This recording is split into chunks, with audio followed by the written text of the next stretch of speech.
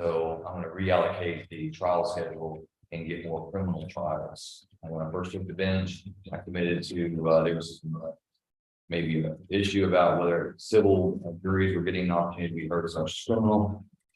And so I committed to a criminal and a civil jury every month. And after 4 years, the civil juries are just not happening. So I'm going to reallocate that and have the DA's office have more opportunities to try maybe 2 criminal trials a month. So what I'm going to do is every other month, I'm going to have a civil jury trial, and then the off months, I'm going to have two criminal trials. So that hopefully we can turn over the jail quicker, give the DA's office a chance to go to trial more. Because the civil juries were just not taking advantage of it. So even with that being the case, if we only have on average 1 or 2 civil jury trials a year, there's still a chance that we're not paying any of this money on jury expense. Now, sometimes we don't know until the last minute. They do a last minute mediation or settlement agreement. And sometimes in those cases, what I'll also do is I'll ask the parties to reimburse the county. They tell me they want a trial and they want to settle at the last minute, then I will allocate costs for them and I'll say, you need to reimburse, So we've had that largely in criminal cases where that's occurred. So try to be conscientious about how much money the county is spending on that and recouping it in every facet that I can where it's legal. So, but yeah, 10,000 and 485 it still assures me that she thinks that's sufficient. I agree with her. I think that's fine.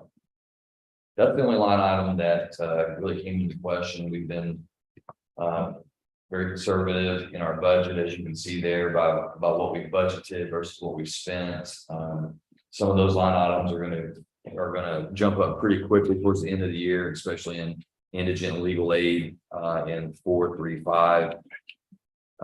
You can see there that we budgeted 350 last year, and I'm not sure what it is today. I didn't run a new one, but back in May we were only at 88,000. That's going to increase substantially as we get closer to the end of the year, because all of the civil attorneys will get their final billings in for this fiscal year. So we may see 50, 60, $70,000 jump in that line item. The budget's going to withstand it, no problem, but I don't want to give you a false sense of confidence that maybe we're over budgeted in that line item, because right now it's hard to tell. If you look back to FY 21, that occurred. We had a bunch of late filings, and I think we had to go move some money over from the criminal legal indigent to civil. That's our CPS, AGs, parent termination cases to cover that. So other than that, that's going to be a change. I mean, we're pretty conservative in everything else that we do and try to keep costs low. So we try to budget at amounts where we're not having to ask for line item, increases throughout the year. So that's it as far as the budget. Do you have any questions about my budget or any concerns? No. Okay, good. The only other thing that I wanted to use this time to ask you about, get your mindset on, your perspective is, and I know that you've all been talking about it, is, I know we all, maybe individually, maybe as a group, we're starting to think about maybe a master plan about either revitalizing the courthouse, building a new courthouse, doing other things. I know that that's a topic of concern.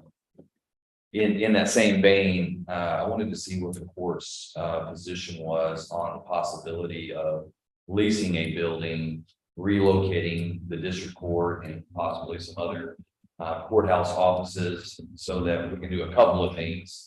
That we can make room in the courthouse for some other, like the tax office. I know that there's been some questions and concerns about possibly wanting to bring them back to the courthouse for the taxpayers, to bring the financial services, the large amount of money that they're collecting into a secured building where they have security and those things. Also, you're aware that Judge Winters, as county court of law, is sharing some of the felony jurisdiction cases, trials, and those things with my court. We have a standing order that we worked on And so he's trying more cases that are 12-person juries. And you all see this, and you see the hall crammed with people. He's having a felony trial. We try to, use each other's courtrooms when possible, but sometimes he's trying a felony, I'm trying a felony. And so an idea that I had, and one that I really just want to plant a seed on today, is the old First National Bank building, which is to our south, to the southeast of the courthouse, is currently vacant. I think everyone's kind of aware of the shape it's in. I think we have an opportunity there that if we were interested in leasing that building, that relationship is there with the Lewis family. They're interested in doing that, having that relationship with the county. The building's not for sale, it would be a lease. But some things that I think that building could do for us is that it would help us, if we were to move the district court and any other, maybe the district clerk or auditor's office or treasurer's office over to that building, we may be able to move some things around, move Judge Winters up to the third floor and give him a large courtroom, so that if he's trying felony cases, then he's got a sufficient jury box, sufficient jury room, and courtroom to do that.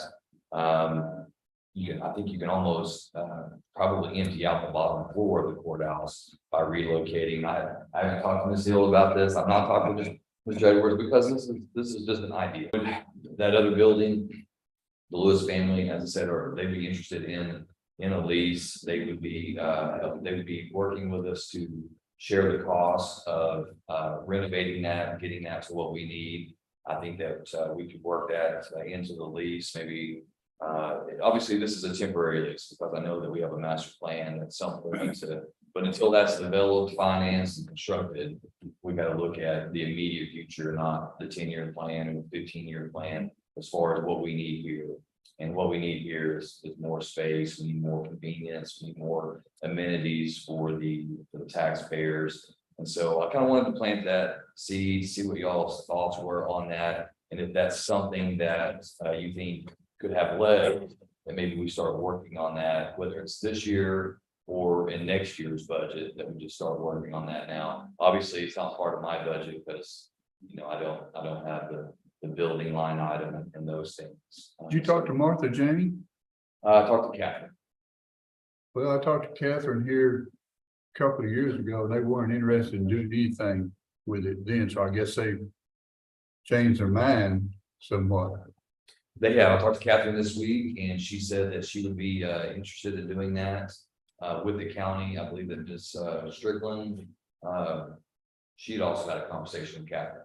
And so Ms. Irwin had indicated that to me, but I spoke with Ms. Irwin this week, Monday, just to confirm that they would be interested in doing that. I told her I didn't want to come and mention it to the Commissioners Court if it was not available, so that we didn't start thinking about that and it not be a possibility. Yeah.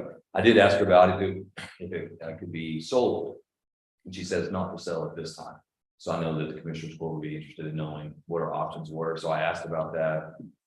So in my mind, it would obviously be a temporary lease, maybe a 5 or 10-year lease, something like that.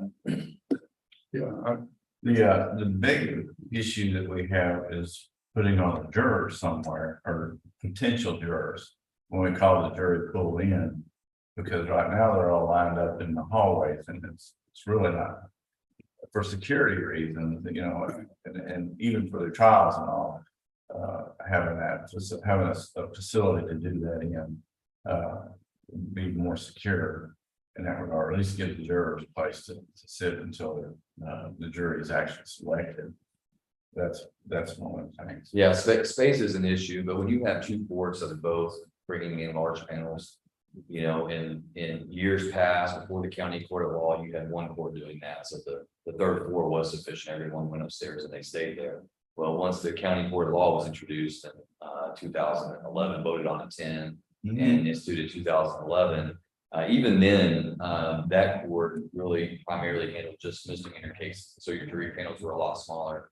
It wasn't until 2019 that Judge Winters and I started on the bench and working together on sharing some of that responsibility, be it CPS cases. Well, and you're aware that even when we have CPS judges come in, those dockets are large, and sometimes they've had to use Judge Winter's courtroom. They can't always use Judge Ashlock's JP2, and so the need for space is there. And of course, more well, we hear complaints about the ladies' restroom and even the lack of facilities and things. So when we start doubling down on juries, the space, the need for space becomes obvious. So times have changed with respect to that. And y'all are aware of the amount, rate of growth that we have right now. So, you know, in the next 10, 15 years, will we add another board? Very possible. That's the question I have, because I know Kaufman just added, or into adding one. And then they got approved, they're adding one. I look at a lot of counties our size around, and a lot of them have 2 district courts already. That's true, yeah. So I think the need is going to be there in the next 10 to 15 years. So I'm trying to look down the road as well. You know, if we were to do that, then we would have, you know, we'd have a courtroom in that main building. We'd have this courtroom, and we'd have 2 courtrooms in this building alone. So if we were to add a court, we already have a courtroom available for them. And that's if we don't do something construction wise before then. But yeah, I think that there's a possibility that, I think there's a strong possibility that we're gonna need another court in the next 10 years. But anyway, I'm just thinking, the building's there. I know other people are trying to move on it. I think we have the relationship right now. Commissioner's Court and other elected officials has the relationship with the Lewis family that makes that inviting to them to be in that kind of partnership. But I know other people are trying to move on that building. And I just want to go ahead and plant that seed, let you know that it's out there. Canvas wise, it's close, you know, it's with the other offices that we're going to be working together. It's not that far off. And so proximity, it's a nice building. Obviously, it needs to be fully renovated. Completely renovated. Because it had a fire and smoke. They had a fire. So I've walked through it several times. The footprint is good. The amount of square footage is great. It can house a lot of our offices, but it will need a complete redo. And the Lewis family said that they would be interested in sharing those costs. My idea would be obviously whatever the county puts into it to get it up and going, be offset in the lease, and all those things would be negotiated. So it would be a decent a project for us, but if we were able to lock that in, whatever we put in, we were able to lock that in with a lease, I think we'd be able to recoup our costs, probably a lower cost than going out and trying to build right now.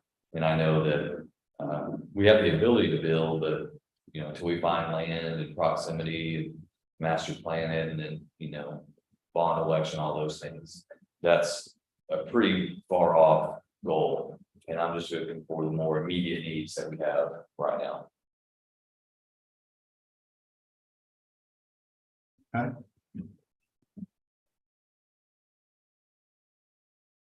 But further, I'll say it not, as they say. So if you have any questions about that, you can always email me here, give me a call or whatever. That's something y'all want to talk more about with the Lewis family. I'm sure I can get us a meeting or something, and we can talk more specifically about lease terms and what their thoughts are to see if that's even something that's viable for us. I've had communication with Catherine for quite a while now, just as a friend. And then when I talked to her about that here a couple of years ago, they weren't interested in doing anything. So I didn't know that they were interested now in doing something. Yeah, I didn't ask, obviously, I wasn't aware of that from Element, so I don't know that history. I wondered with Henry's passing if that's kind of changed the landscape of things, you know, that the family wants to do, or you know, the last few years, there probably wasn't a whole lot of desire to do anything while they were caring for Henry. So maybe that's changed, but I would invite you to reach out to Catherine. Yeah, I mean, depending on what the court wants to do, I would reach out again. I certainly would. Because I've always thought that would be an ideal place for a rental or an extra building for the county. Yeah, it's that. The location is ideal. Yeah. Can you coordinate a time where we could tour the building, the Commissioner's Court? Sure could. We've got a workshop scheduled for next Wednesday at 2. We could do it at 3. make that part of the workshop, if that is available in your time schedule or her time schedule, or whoever. Sure. I know that they're out of state this week, but I'll contact her today and see if they have that, and then I can circle back on it. Okay, And then if that doesn't work for them, I'll try to get them to give me some more times okay, and talk to Keegan and see what else y'all have going on. okay. All right, well, I will get out of here. I appreciate what you are doing, and if y'all need anything else from me, you know where I'm at. Thank you, sir. Thank Very you, welcome. appreciate you.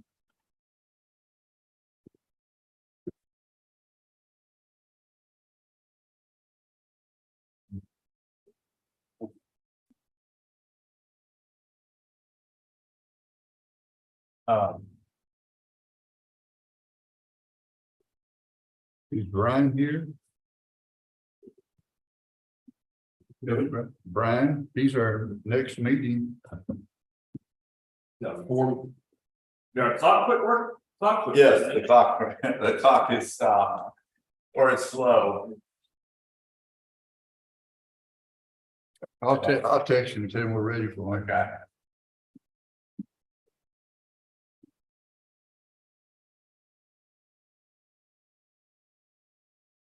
Don't you get it?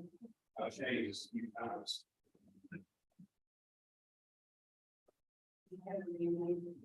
Double A, Yeah, so you can. they have it over maintenance. Yeah. Thank you, Sarah. You're welcome. Oh, Brian Abbott is here. He's probably in our office. I'll get him.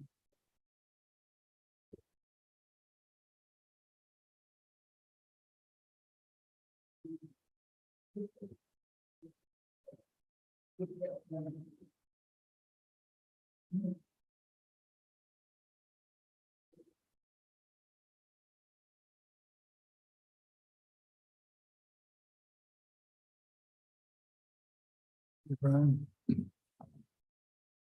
Morning. Good morning.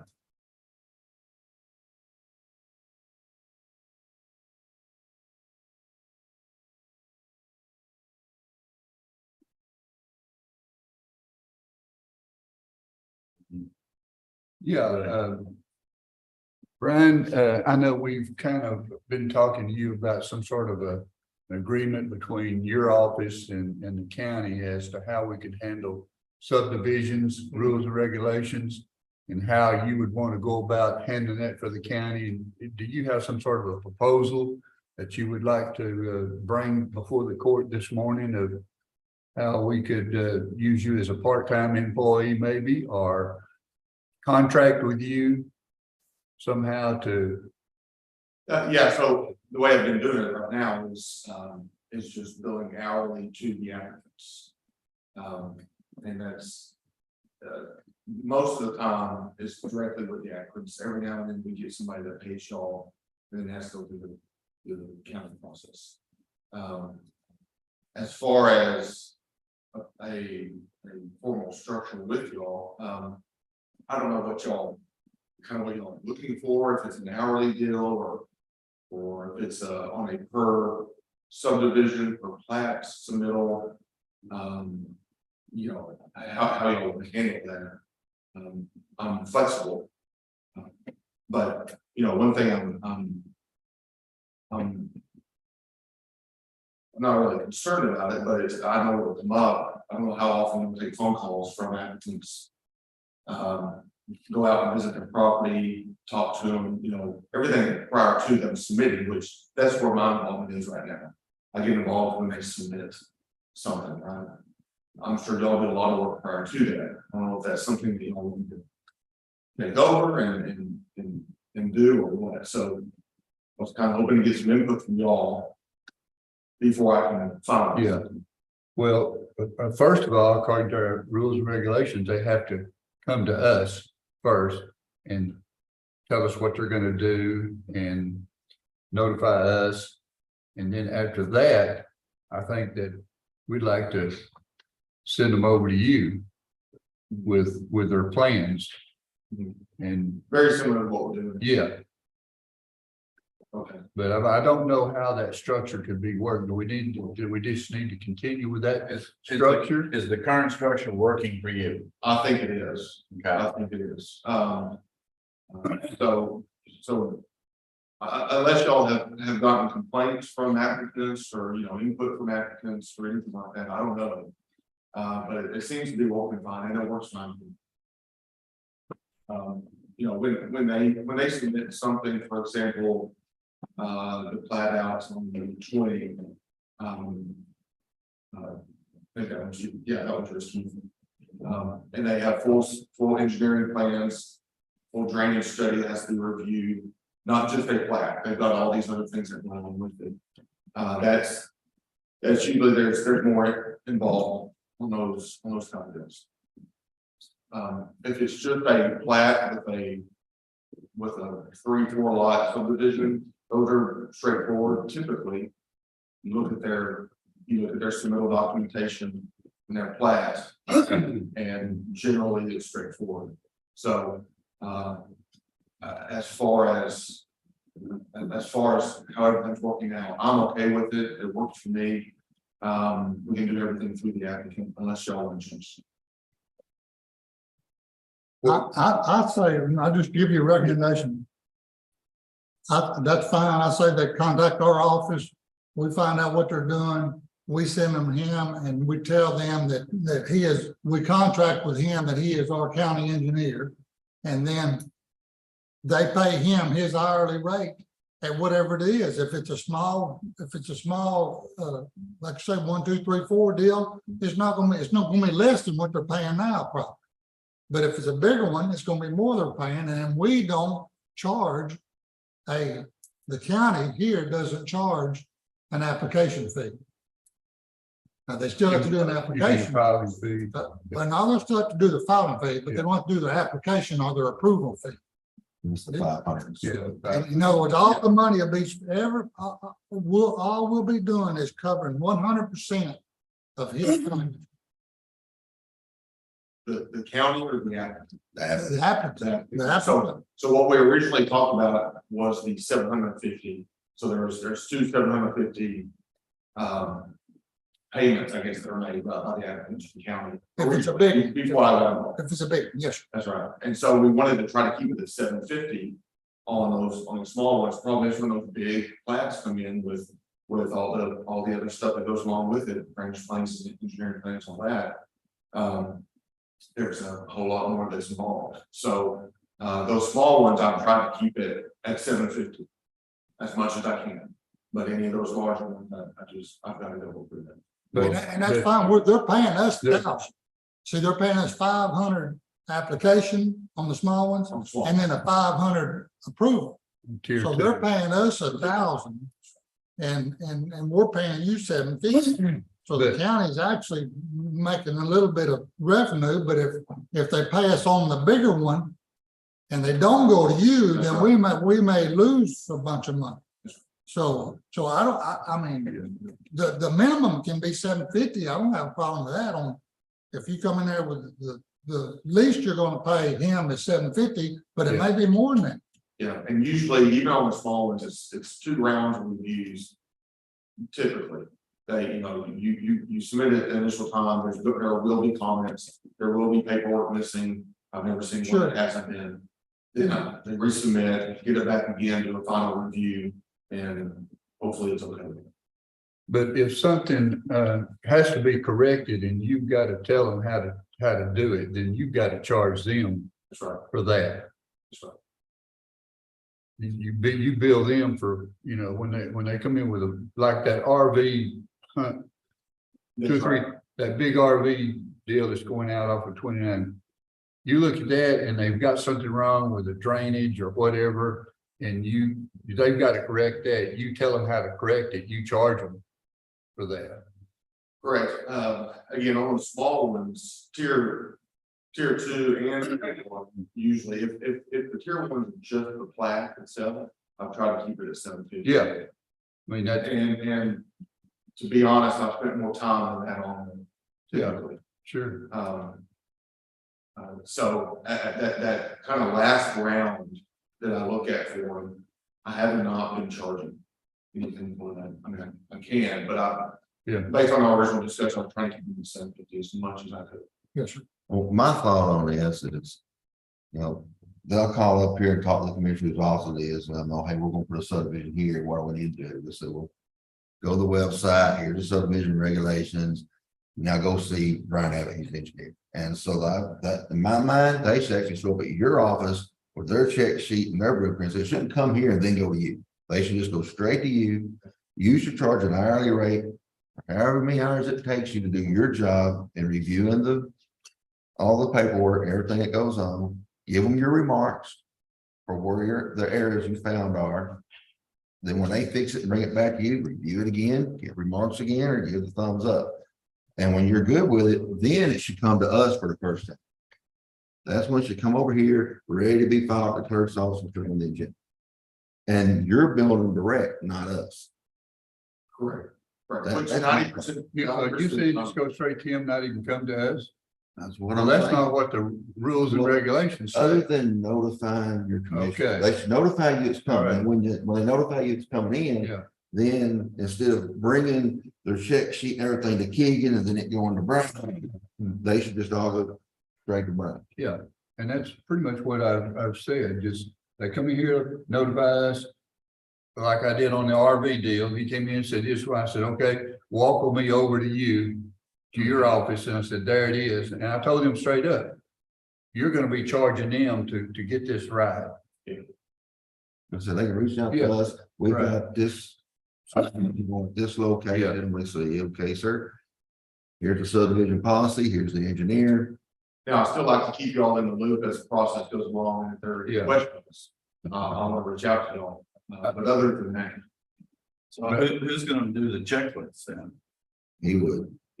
So, and you'd be required, you'd be the one that contact the electric and the water and all. no, the applicant will do all that.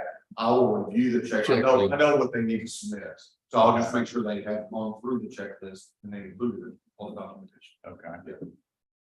Only thing we're getting is a filing fee and they're telling us what we're doing and the rest of it's going. Right? They won't even file here until they come back from him. I think the only thing they've got to do here, don't you think, is fill out an application. And submit the application, and then everything else goes to Brian. I mean, don't you think they do need to fill out an application? Yeah, they can't do that, Yeah. start the clock, you can't That's stop. what I'm saying, doing that. you know what I mean? And then after we get that application, we send them right over to you. Yeah, and whatever y'all charge for the filing fee, that, they're gonna have to pay that as well. To the county. That's what I'm saying. They won't pay that filing fee at the clerk's office till it comes back from Brian and it's 100% ready to go. That's when that 30-day clock starts. So when it comes back from Brian ready to go, is when they go down to the clerk's That's when office. it gets filed. That's when it gets. Yeah. That's right. That's the perfect way. You cannot stop a man, an individual, if he wants to walk into that clerk's office today and hadn't talked to none of us and file that fee, that clock starts right then, boys. That's not what Bass says. He says they can't file it until we say it's ready.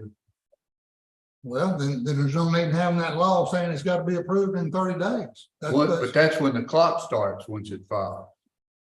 Well, That's when we've got to do something. yeah, they put that law into effect because some counties were sitting on the subdivisions and not doing anything.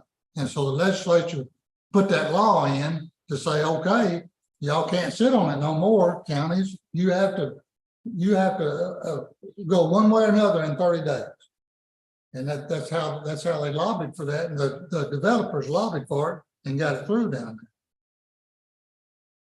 there. But my understanding, what they're saying here is that they can't file and pay their fee until it's been approved or gone through. Till we say it's ready to go. Yeah, When I'm saying that makes that law null and void, then if we control when they file, then you might as well not have a 30-day window.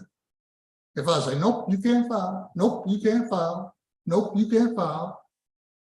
If you control the filing, then you control the whole thing. And the legislator took that away from the Austin took that away from us. what happens if somebody goes down there and files without saying nothing to any of it? Surely the clerk's gonna catch it, go, hey, y'all, they come down here and file, and then we can contact them and go, hey, you realize you got a whole process to go through, and if they don't, we go in and kill it. That's right, that's We exactly, put it on the next agenda, we kill it, and then call them back and go, you got a process to go through. that's right. You gotta watch it. I'm pretty sure they won't be able to get that through the clerk's office without one of them letting us. Oh, no, we'll know about it. That's what I'm saying. You can't stop, you can't, I'm not saying that we won't know about it. I'm saying you can't prevent them from filing that when they want to. But we can encourage them. We can encourage them, yes, sir. And that they wouldn't waste their time and money Yes, sir. by having to pay it twice. Yes, sir. But my thought is, everything, they contact us, let us know they're going to a subdivision, and we send them to him. And they ain't gotta come through this office or anything until this thing is ready to go to court. Well, we're in budget time right now. We need to be working on our budget. And we can discuss the subdivision stuff later. All we gotta do is figure out if we've got to budget something next year for Brian. If they're gonna pay Brian and we don't have to budget something, then we'll work all this out in the subdivision workshop. Right now, our clock's ticking on this budget. Okay, so Sandy, on this note, what are our requirements as to doing this with Brian Abbott?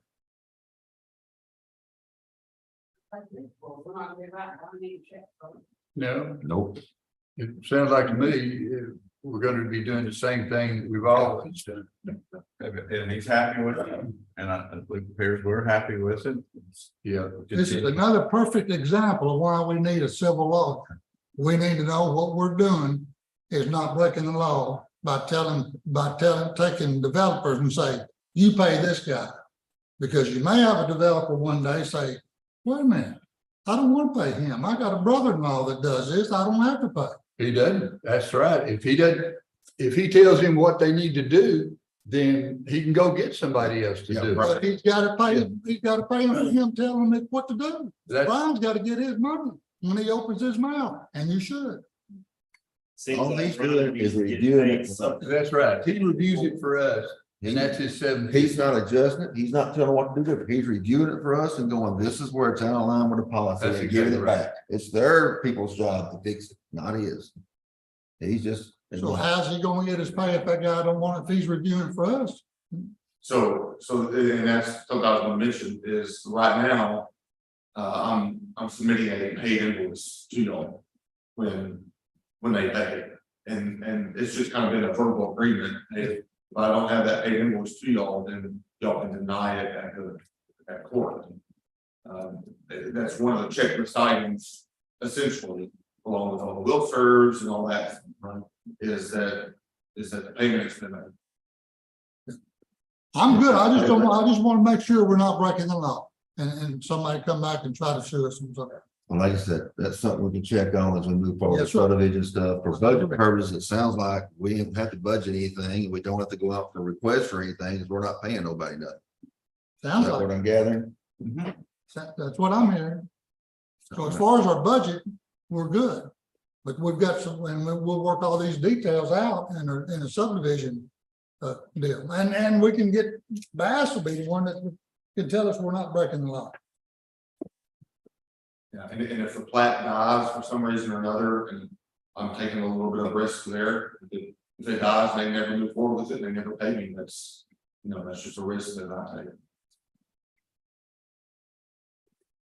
well, if you don't pay you, then the work don't get done, so. It'll never pass mustard and when it, That's right, they don't ever plat it. yeah, Which happens every, sometimes Right. they back out, they don't want to plat, they start the process and something happens and, Right. they just never need to move forward. Perfect. Thank you very much. thanks, Brian. Thank you, Ryan. Appreciate it. I appreciate it. You do a good job. Appreciate you. I think we're gonna move that direction. We Okay. appreciate it. Sounds good, thanks, guys.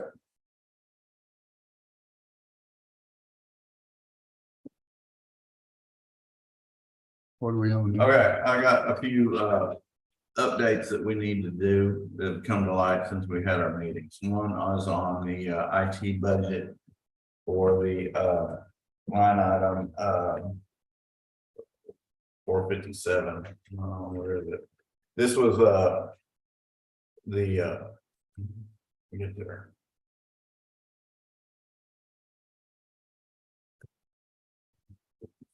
Right here, maintenance and service contracts. We need to add $12,000 to that because of the cameras for the new vehicles coming for the sheriff's department. This line item, this is transferred over to the IT department's budget from the sheriff's department. And so, and he wasn't aware of the increase when he submitted his, so he's requested to add the $12,000 to go right here. It's currently at 463 and he wants to go to 474, 813.70. No, that is for the service agreement because they keep all the video goes to them, and it's the maintaining of the video. How much was it again? $12,000, $2,000 per camera per year. Was there any issues with that? Okay. That line item gets increased every year. Yes. And the next item, While you're on IT, I couldn't never find, what are we paying the new IT person? I don't ever remember agreeing on what his salary is. I believe it's in this right here. Right here. Right. 58,000. That's the amount right there. Any other? What's that listed on? Right, data process. That process. That's why I'm doing fine. Okay. Any other discussions while we're in IT? All right, next, I would like to revisit the fire marshal to make one additional update. We discussed it. I want to have it, let them have the provision. If I can find it. There it is. And that is in postage. Because if they are going to proceed with a mail out or pursuing the get there service contracts that are in arrears, $530 that they budget is not going to cover it. It really needs to be $2,500. So if you know, we didn't approve the part-time person to do it, but we can still put the postage in there. Well, Andy, I'm still lost on that. That's been going on ever since we hired that girl. We've been notifying them people. That's why we put that person out there. That job is Who has been notifying the people that their service contract is expired? that clerk out there. That's why we hired that clerk out there. Okay, that's why we hire, but it's not being done. We Well, it was being done in the past. Because when Lehman and him, they brought us the information saying, we've got this many done, we brought in this much money. That is for current service contracts, and that's for people who renew when they do their maintenance voluntarily. But there's those that have expired. There is no provision to contact the individual and tell them. I disagree with you. That's why the girl was put out there, because that's what our issue was not with the current ones. Our issue was with the ones that were not coming in and paying their bills. That's what that lady was hired for. Okay, that's what she was hired for. But I'm personally aware of people who have not had any notification that their service contract, that their permit has expired and needs to be renewed, and they don't have maintenance agreements on their septic systems right now. So, and it's been at least 5 years. so we need to see why that has not been done. We can do that. That's not really the purpose of the budget meeting. I understand The that. budget meeting, and I just want to make sure they have the resources. So when they decide to go ahead and do contact, and if they got to do it by mail, they would have the post, they have the resources to do that in the postage. So they don't have the resources to do it right now, even though she's supposed to be doing Yeah, we made it full time, and that's what that extra time is supposed to do, was work on that. They were working on it then. And then they weren't quite caught up, but Mr. Lehman and Mr. Wilson proved how it was working. So if y'all make them full-time, we'll get totally caught up.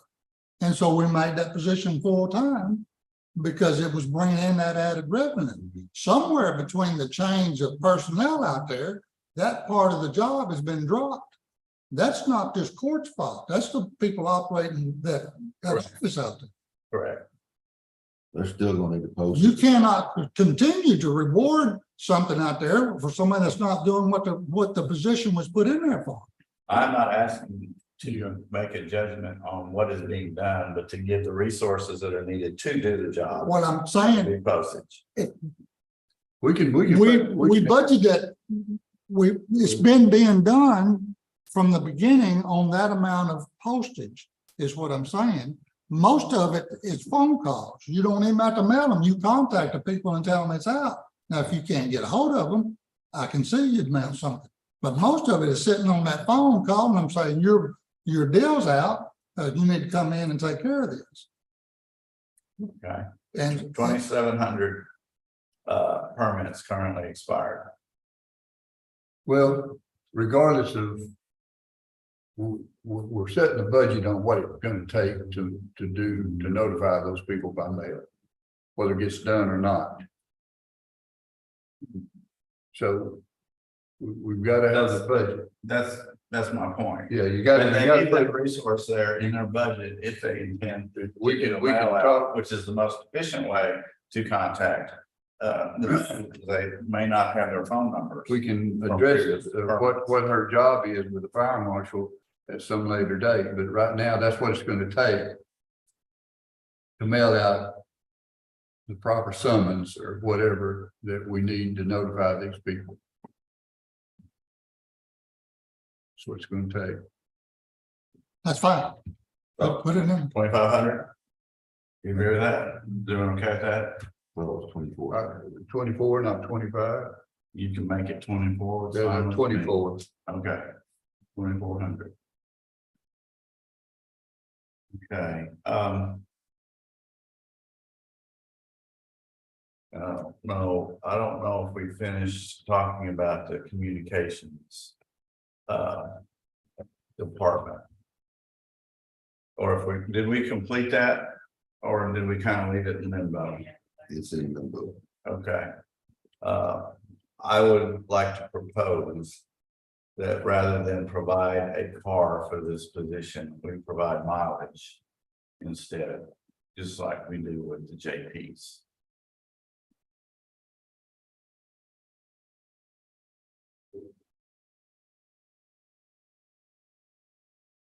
It's fine with me. We're trying to find it. What number is that? For what? It's on the screen is what was presented. Yeah.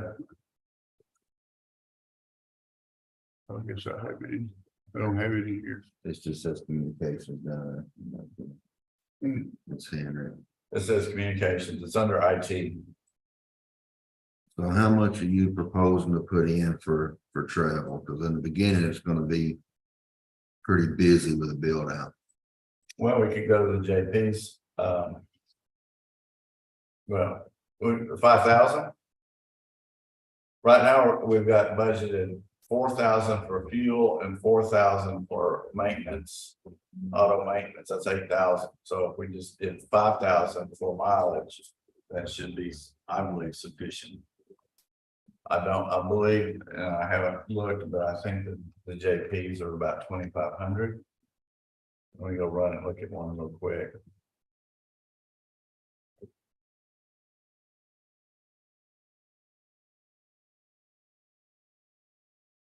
Yeah, let's travel. Where is mileage? That's it. Travel. Same. Travel, okay, 2,500 for the one.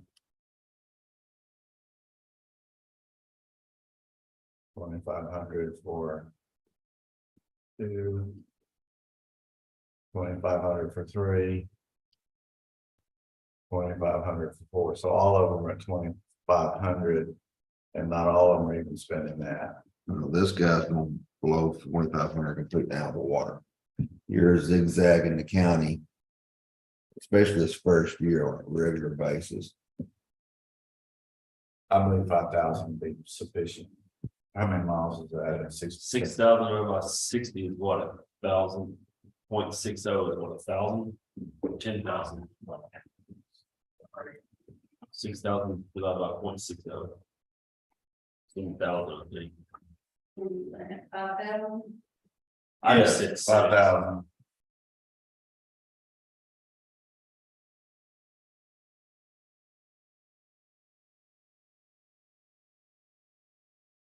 $8,600 million on 5,000. On 5,000 is 8,600.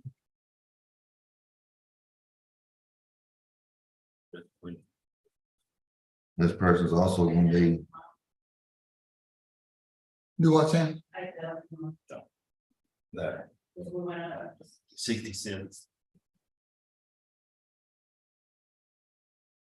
this person will also be traveling to the different TDs and fire departments. They're setting up their MDIS systems and that such. We can start at 5 and see where it goes.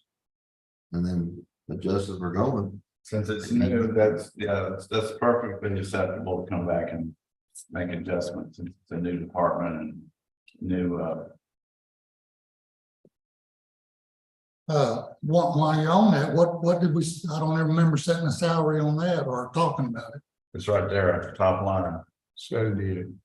That's That's benefits the and benefits. That includes benefits. What's the salary without benefit?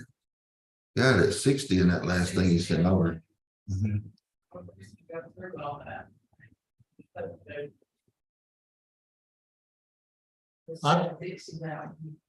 What is it? I don't know why we set that, so I don't, well, we didn't set it, somebody put that in there, but I don't know why that's so high. At 60.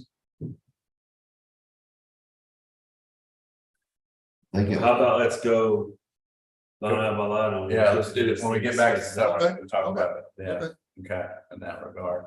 So are there any other, there was something else that I was thought we missed. I can't remember what it is now.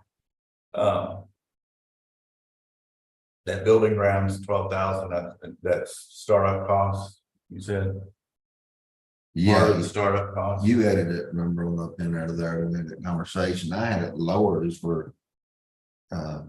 Really what you're looking at there is spraying around the fences, ant poison. Especially this first year like that, but you was concerned there might be something miscellaneous pop up, so you wanted to buy extra in it. Yeah, maintenance of it, so.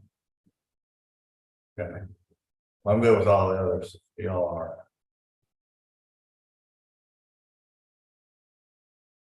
Oh, I think, training includes travel to training, correct?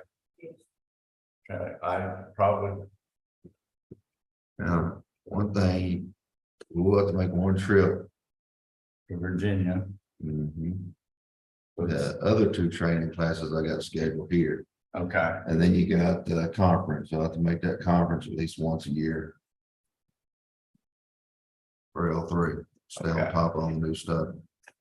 In IT gonna be supervising this guy, Scott, and no. He'll be supervising the IT person. There's Okay. 2 people we're hiring for the radio project, communication coordinator. that's gonna be your guy, isn't it? Matty? We'll talk about that in just a second. Okay, And then the IT person. So there's 2 people going to who dedicate. supervises IT person?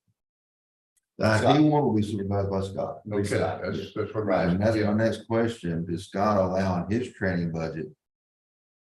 And his mileage budget for the IT guys travel and stuff, but this is only for the one guy. Here. Now, I was able, like I said, to get 2 of the training classes moved back to here, so they'll come here and teach them, so that'll save us 2 extra trips back east.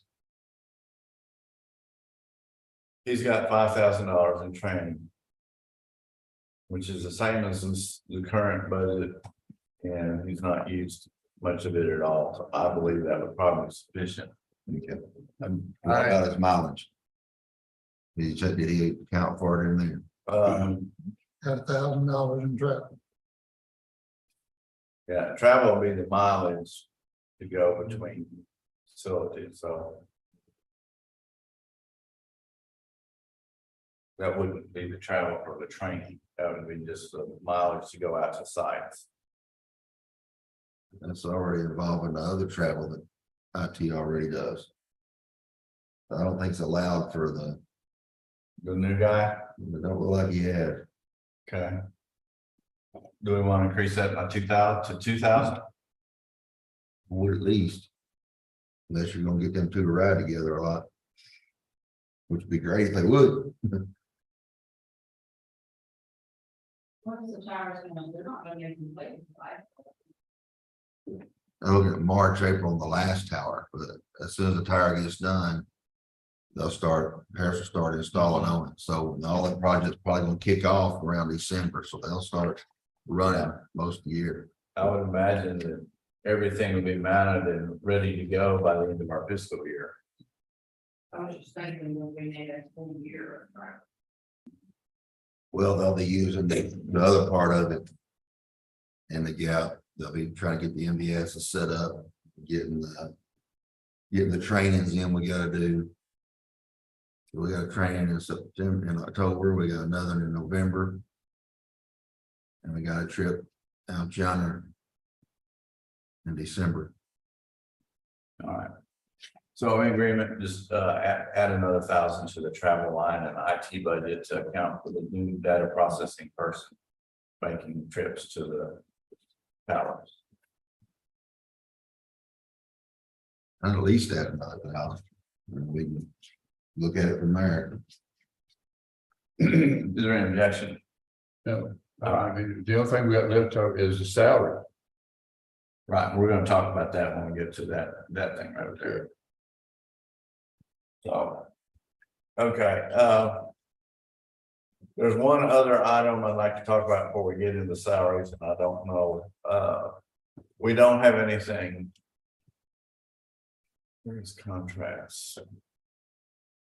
It's not working, Right there. or non-department, I believe it is. And all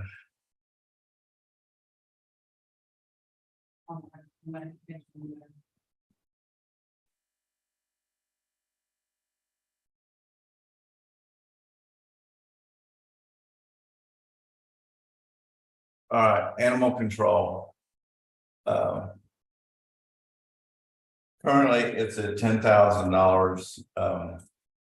We're not spending it because we have no contract or no agreement with any entity right at the present time.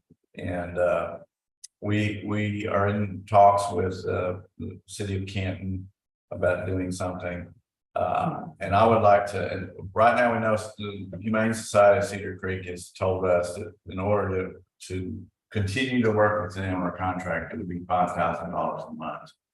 And I would like to put that figure in here to work toward an agreement with the city of Canton and using their animal control. By having that money in there, maybe we can come up with an agreement or arrangement with them. May or may not, it just depends. That'd be $60,000 a year.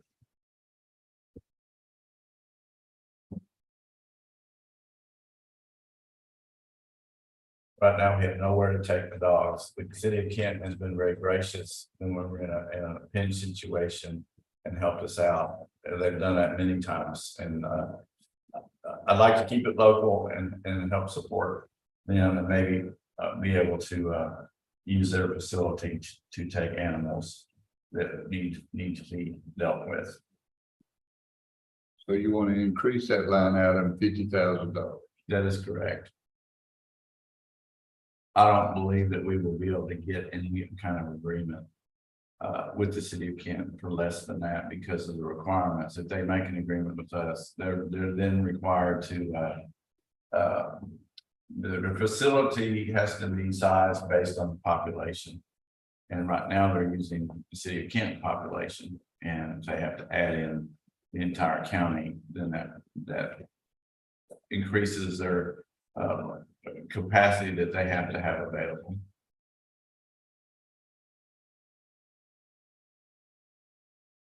And what's being taken then? I mean, what's gonna be allowed to take? Well, again, we don't have an agreement yet, but once we get to that stage, then we can take the animals that the sheriff's department encounters, that wild or rabbit or whatever, and work with them to take control That would be the only ones that we would be taking is the one the sheriff's department picks up. What we doing with them now? we aren't able to do anything. Like I said, in certain situations, the city of Canton has been gracious to take them when we're in a bind. But right now, we don't take them. So it's $60,000 for the 10 wild animals we pick up a year? It would be more than that, but right now we just leave them, I guess. I don't know. Sheriff, do you want to pipe in here? We got approved from court, almost it's back in December, possibly. We used one of the better positions, to bring it down control officer. Shortly after we did that, I think within a couple of weeks, got notified by the United Society of City Creek Electric, we had the same contract with. Their contract had expired, and they're not going to renew it at the rate it was. Commissioner Melton, Judge Reese, and so on, down to visit with them shortly after that, and it was a sizable amount what they're asking to give them the contractor. We've had several incidents over the last year, over the last several months. We've had dog bites, we've had to do something with the veterans. The last one we had a little more got mauled, and they took him to Children's Hospital. The dog was destroyed on the scene. We still had to bring the animal down and took over the care. Can't put your hand, and they had to move the head. Some dog tested the way these came back negative. Prior to that, one of the deputies got bit one night. 3 dogs the day before. The day before the day after I took the base. Another incident happened with Rolos for 5 dogs taxed, and all of those dogs went to be instrumented by the owners. Kenny set their animal control officer with us up there that night. Their interstate motel there at 47 920. This is getting those dogs. The deputy went to the hospital, I went out there, and it took us about 3 hours plus. Those dogs ended up Kenny brought back there, so people surrendered them to us. We wasn't there. There's we take a dog by call, with a pit bull on July 3rd. This back taking that small way out. So it's this object put up here, no one's calls. You know, just want to place go down. I've got it in control position. There's other things they can do, but we have a lot of cat. They can assist with those, but it's a deputy, assuming would be nice to have a place. It's just going to grow the demand first. You know, to be a place to do with those animals. So again, if these are the things where dog hours and the city took in one dog to show at the house. I don't know, probably 6 weeks ago. Deputy Dominion was up here. The dog jumped up in the guy's truck. He's like, they're getting ready to go out the pasture. Had the door open, the truck's running. I got the dog in there. The dog wouldn't let him get it out. He's kind of very low. Couldn't really fit bull and went to out there to get the dog out. And can't do it. We paid them to take the dog.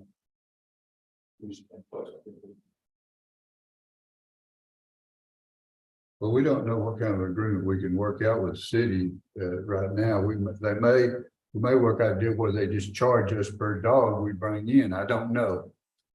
But looking at to what I just said, we're starting to get more and more complaints on these dogs that get dumped. Stray dogs that come up. Somebody saying weird, or skittish, have wild. They'll even put food out for them and the dog can't catch them.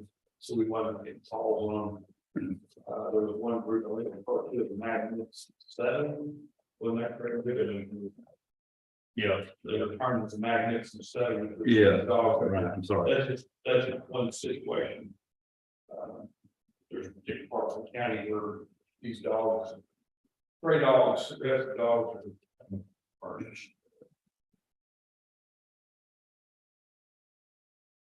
I'm just requesting that we put the money in the budget. Not knowing not knowing exactly how it will be spent, but to have it available. If we are able to work out an agreement with Ken, I don't believe any animal shelter will do a per dog basis. Because of the requirements of them serving the community and whatnot, so. So it's not going to entitle a resident to take any money. No, not at the present time. Again, this is all has to be what is worked out in the agreement.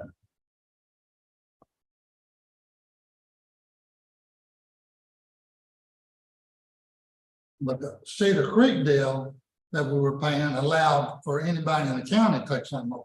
Well, up to we had certain dogs, there was a limit to how many dogs. Like $5,000 a month. Well, I don't know exactly the $5,000 a month, what all that went into, to tell you the truth, That's correct. because they never were specific. If it was continuing the Yeah. contract we had in place, we were limited to what, 5, Yeah. 10 dogs 10 dogs, a month. Yes, but it wasn't $60,000 a year. It was. That is what they're proposing now. That is what they told us, that if we wanted to continue that contract, it would cost $5,000 a month, and it would only allow for 10 dogs.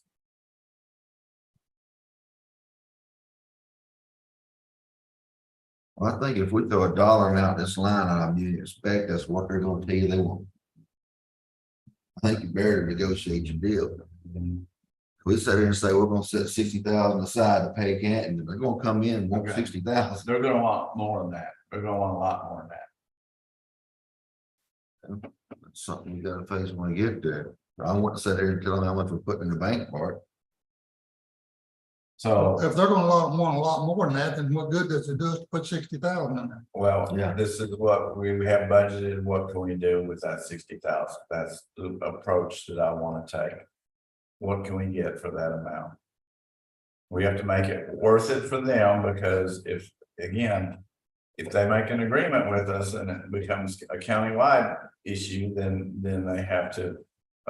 Their facility has to be able to handle the population of the county, not the population of Kent. And their facility built population. The population, that's based on the population. I'd say we keep negotiating and we work it out of contingency if we can afford it. Instead of budget. More along that, like right now, overseas already contracted with them. I don't know what their contracts are.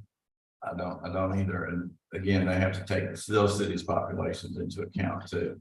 All right, so we will move on. And actually, are we going to change it to 0 then? That's fine. Okay. And then What's that? then whatever you negotiate. Animal control of last year was 10,000. Do we want fiscal budget year, make it 0? Or leave it 10. And which line item is it exactly? It's 457? and 481. 481. Subscriptions and dues? It's under the category contracts. I may be on the wrong page. So, all right, we'll leave it at 10 now. Leave it at 10. All right, so that's all the items that we had here. Are we ready to go over? I need to take a quick, like 2-minute break. I agree. We'll take a 5-minute break. And then we'll come back and discuss salaries.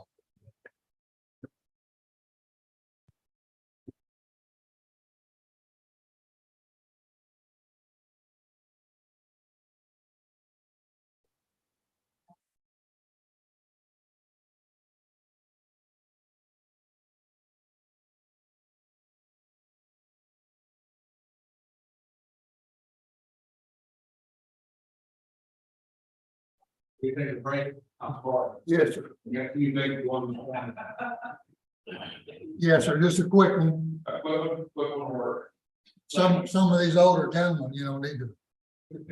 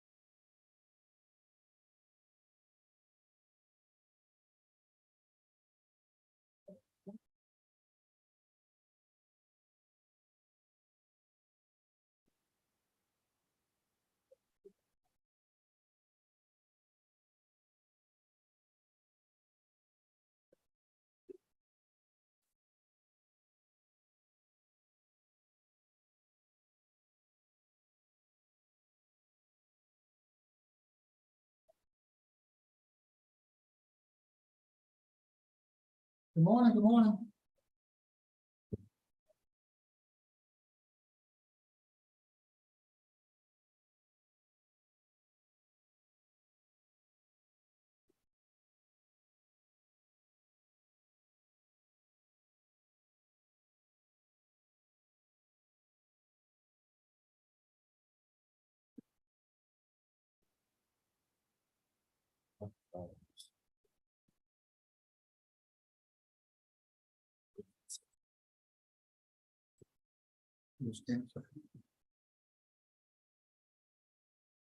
Well, yeah, there's a lot of this. There's most type of. Right. Okay, thank you. You want to-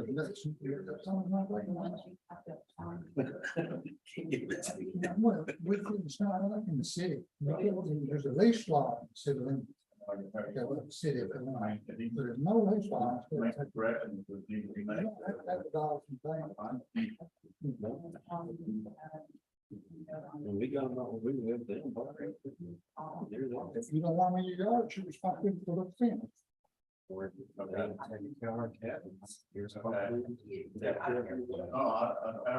I didn't. We've done it both ways, so. We did have all the names. Yeah, I think I said, Liz, and I don't. put the rest. We can do it either way. Those things. Yes.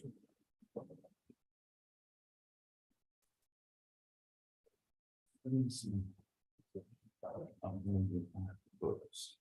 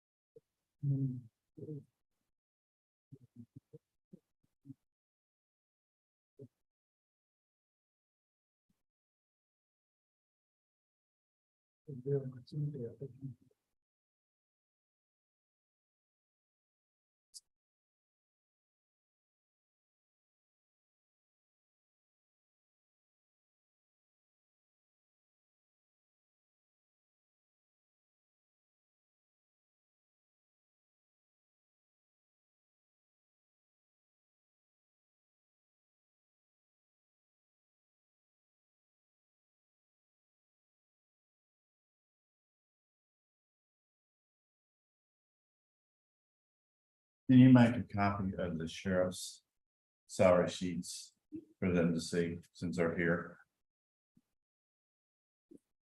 Hey, Judge, when we talk about that. We're gonna talk about them first. Yeah, we'll do that first. That way they don't have to sit through the whole thing.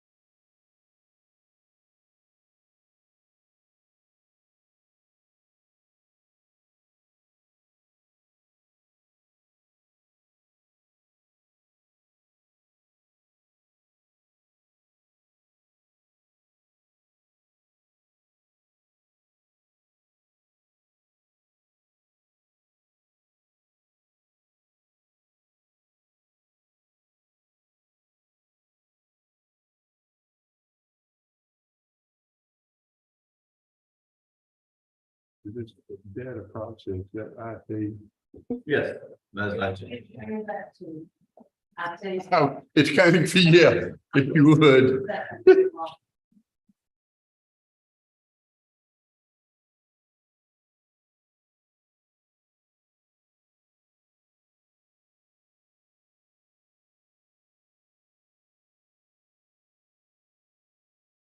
You want to find the sheriff and Melanie? I thought Melanie had to, I don't know. Let them know, we'll talk about there further. We're going back to the sheriff. Yeah, we'll start with him. Um, Won't be anything on that.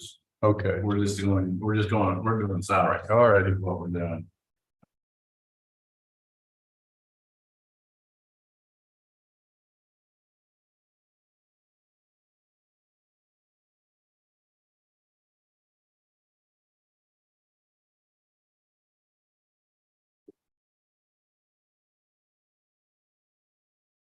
Are gonna be on this list period. That you got this morning. The one that, yeah, I emailed you one, there was one change. I just printed this off. Sheriff is not on here. No, there's a tab for each, for the sheriff's and jail, the tab for the one that was All right, let me, right here. Yeah. It's all right there. okay. All right, I printed that off, so that's it.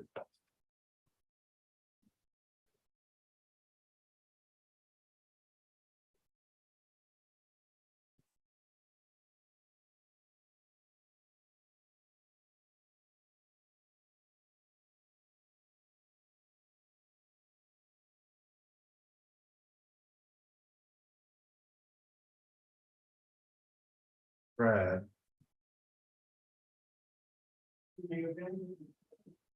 If I know, yes, And the sheriff, and the sheriff needs to be here. I'm thinking that's what they're talking about, so.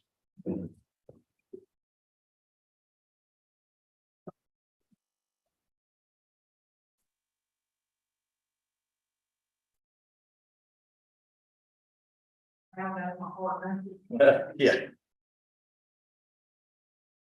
Partner in crime would not be the appropriate terminology, would it?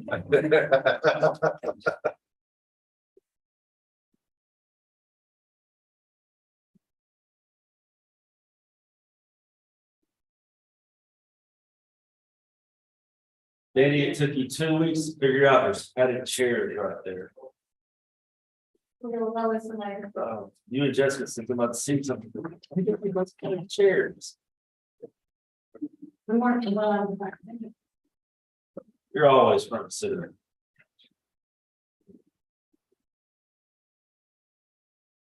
Okay. We are now going to move on to the salary section.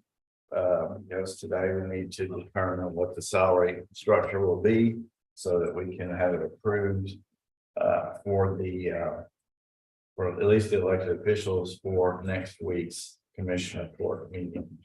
So what we've done, I'm just getting everybody a background. We went through a process where myself, I went through and made proposed changes. And Commissioner Barton went through and made proposed changes to every position in the county. And then we did another analysis of the positions in the county and what their pay rate was in 2005. And what would happen if they had a 3% increase over that nearly 20 or 22 years. And what that amount would make their current position obtain. And we did that in a summary right here and discussed that yesterday. And it came to, and the numbers were surprisingly close in just about every case. It was just within $1,000 in most cases. And so what we agreed to do is just take what Commissioner Barton proposed and what I proposed and average the two together. Get the average of the two added together, and that is what you have in front of you right now. And what we want to do is go through and look at the sheriff, the county jail, we'll start with the county jail. And then the sheriff's department, since we have an audience here that was interested in that process. So, and what we have, and I guess is the objective to go through every single position. Or do you want to review the positions and and ask questions about ones you feel like are not in line with what you feel it should be? There's one question that I can't remember, I know it's the sheriff department, not the jail, Sandy knows that if the sheriff makes 75,000, you are eligible for a $500,000 grant for salaries. Is that right, Sandy? We won't be eligible for it this year, but we'll be eligible for it ongoing. Not by 20. Right. We can't do it. But we need to have them set at those boundaries for this year, though, shouldn't we? We have to be It- next year. It wouldn't be, we would just have to be there by the end of this coming fiscal year, about October 1st, 2024. This new style next year. Have to be that. Right. We are saying next year, you're talking about This, starting October 1st. October 1st of next year. October 1st, okay. Yeah, of 2024. That's when it would have to be in effect. Okay. And also, I'd like to make the spreadsheets I sent you last night or yesterday afternoon, we made one change to it because we misunderstood or didn't correctly interpret what the sheriff's department had requested on the sheriff's department. They had listed when we talked about adding 2 new patrol deputies, they didn't need 2 new patrol deputies. They dropped 2 sergeant positions and converted those to the patrol deputy. So they weren't asking for a new position. They were just converting one to the other. Well, when we did the spreadsheet, we dropped the 2 sergeant patrol and showed the 2 deputies as new, and then we dropped them, so we didn't do it. So what we got to do is just add 2 new deputy, or not new, just to add those 2 deputy positions in, taking the place of the 2 sergeants positions that they're not going to be filling. And that's what this reflects right here. So they have a total of 20 deputies positions in here. Again, it's not adding any new position, it's just replacing one position with another. All right, any questions on that? If not, let's go through start with the jail, because that's on top. And you go through there. And what you will find, let's see, you got, I won't go through the top categories, but if you want to see what I did last night after we did this, after Sandy, and thank you, Sandy, for doing this for us, putting it together, averaging the 2 together. Because I went through the Smith County survey, salary survey, and which included multiple counties, and went through the ones that where we have multiple positions to see where our new salary ranges fit in compared to what the other counties are paying. So, and I didn't do it on individual ones, but I did it on, for lack of a correctional officers. Okay, our new salary, which is almost a $6,000 increase, taking them to $44,000 a year. And I looked at Henderson is at 43,000. Russ County, which is usually the lowest of all of them, is at 42, and Wood County is at 49. Okay, so I feel like the 44,000 is well within the range of the other counties. Now, again, I don't put anything from Smith, Kaufman, or is trying to. Our objective is to get close to the average. It's not to try to beat the average or to try to compete directly with Smith or Kaufman County, because we can't. But again, it's to make it the position, the salary amount, just close to what that position would pay on other counties close to us that are not that are similar in our financial situation. So I feel like that the correctional officer amount is adequate. And now, any questions about the other position?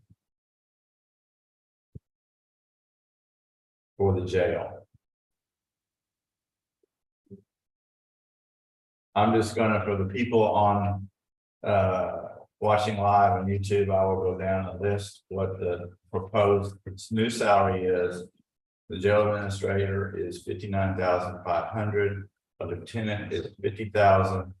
Sergeants, which are 4 sergeants in the jail, 47,000.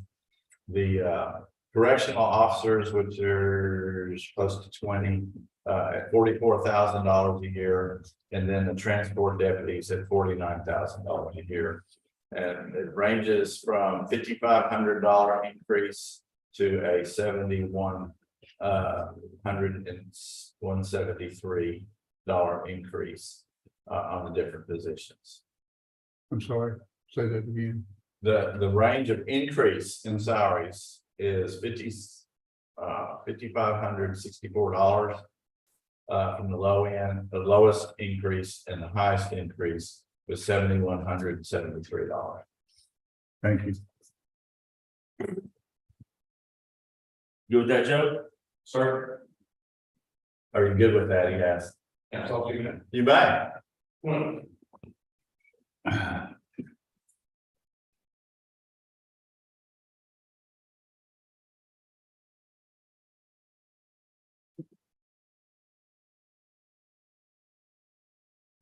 Just sit, go ahead and sit down. Oh, okay.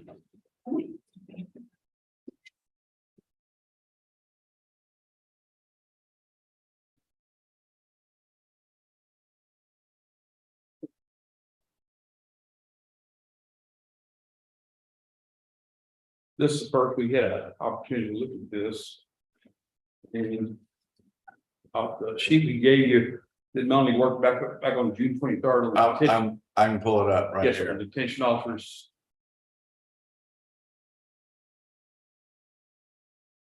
Yeah, just a salary survey she did.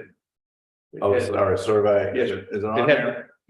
Yes, sir. Is that it right there? That's it. All right. No. No. This, Yeah. for the week, I got that. Okay. I got that one. It has detention officers at 44,696 as the median salary for detention officers for this area for the counties. And this will put our detention officers at on October 1st at 44,000, which is going to be within $696 of the median range now, which is it's a pretty decent increase for them. I'm looking back at the deputy salaries. Wait, are you going to sheriff's department? We're just talking Yeah, jail, sheriff's jail right now. Oh, just the other now, yes, We'll do the jail, then we'll move on to the sheriff, so. okay.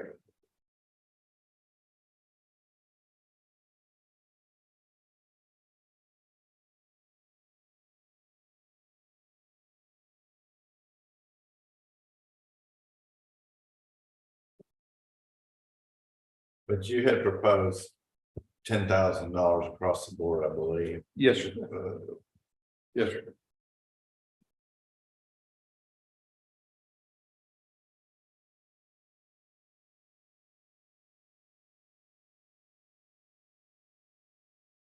And on the salaries, that's a pretty decent increase. I'm gonna come talk to you again Wednesday on another issue, just on staffing issues there in the jail. And some other things are going on, but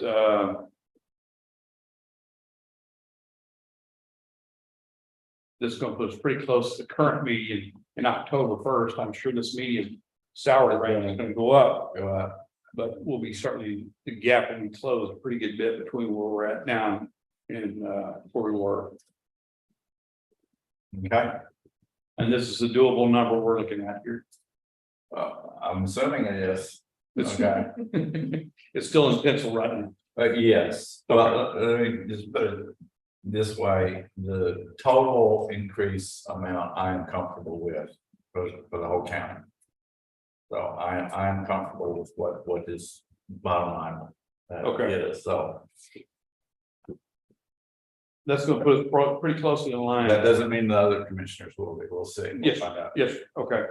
So, all right, so you wanna move on to sheriff's office? Yes, sir. I believe we're good. Okay. So I'm gonna go down these for the interest of those that are on watching live or YouTube. We have, these are the proposed salary levels for the sheriff's department. We have the sheriff, 74,000, an increase of 11,723. The chief deputy is 66,500, an increase of 60. I'm just gonna round up $6,500. The sergeant, is at 53,500, an increase of 5,931. Captain from the jail is at 61,000, increase of 5,700. A CID lieutenant, 57,000, increase of $7,000. The CID investigator, 54,000, increase of 6,431. There's three of those, lieutenant of patrol, 56,500, increase of $6,560. And then the new position of the CID, child crimes investigator, $54,000. Patrol sergeant, 54,000, increase of $6,431.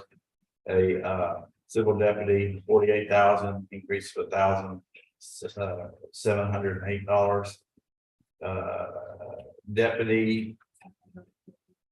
The deputies are at 50,500 annual salary with that is an increase of $6,541 each.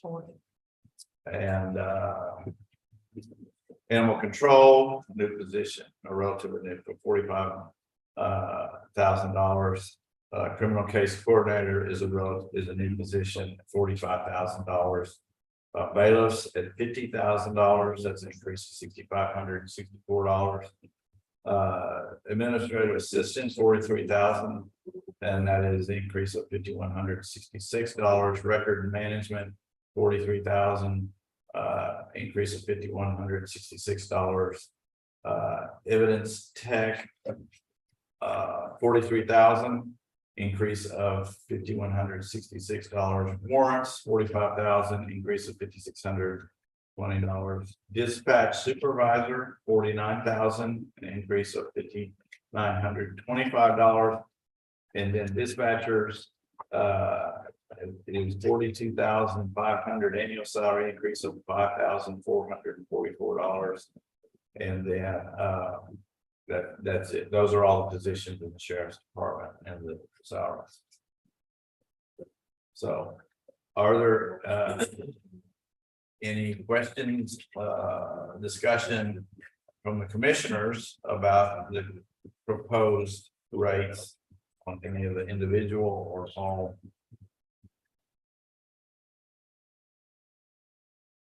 And I did go back again, comparing to the Smith County salary survey that they did, comparing multiple counties. For the CID investigator, our new salary is $54,000. Henderson pays 56 to 66,000.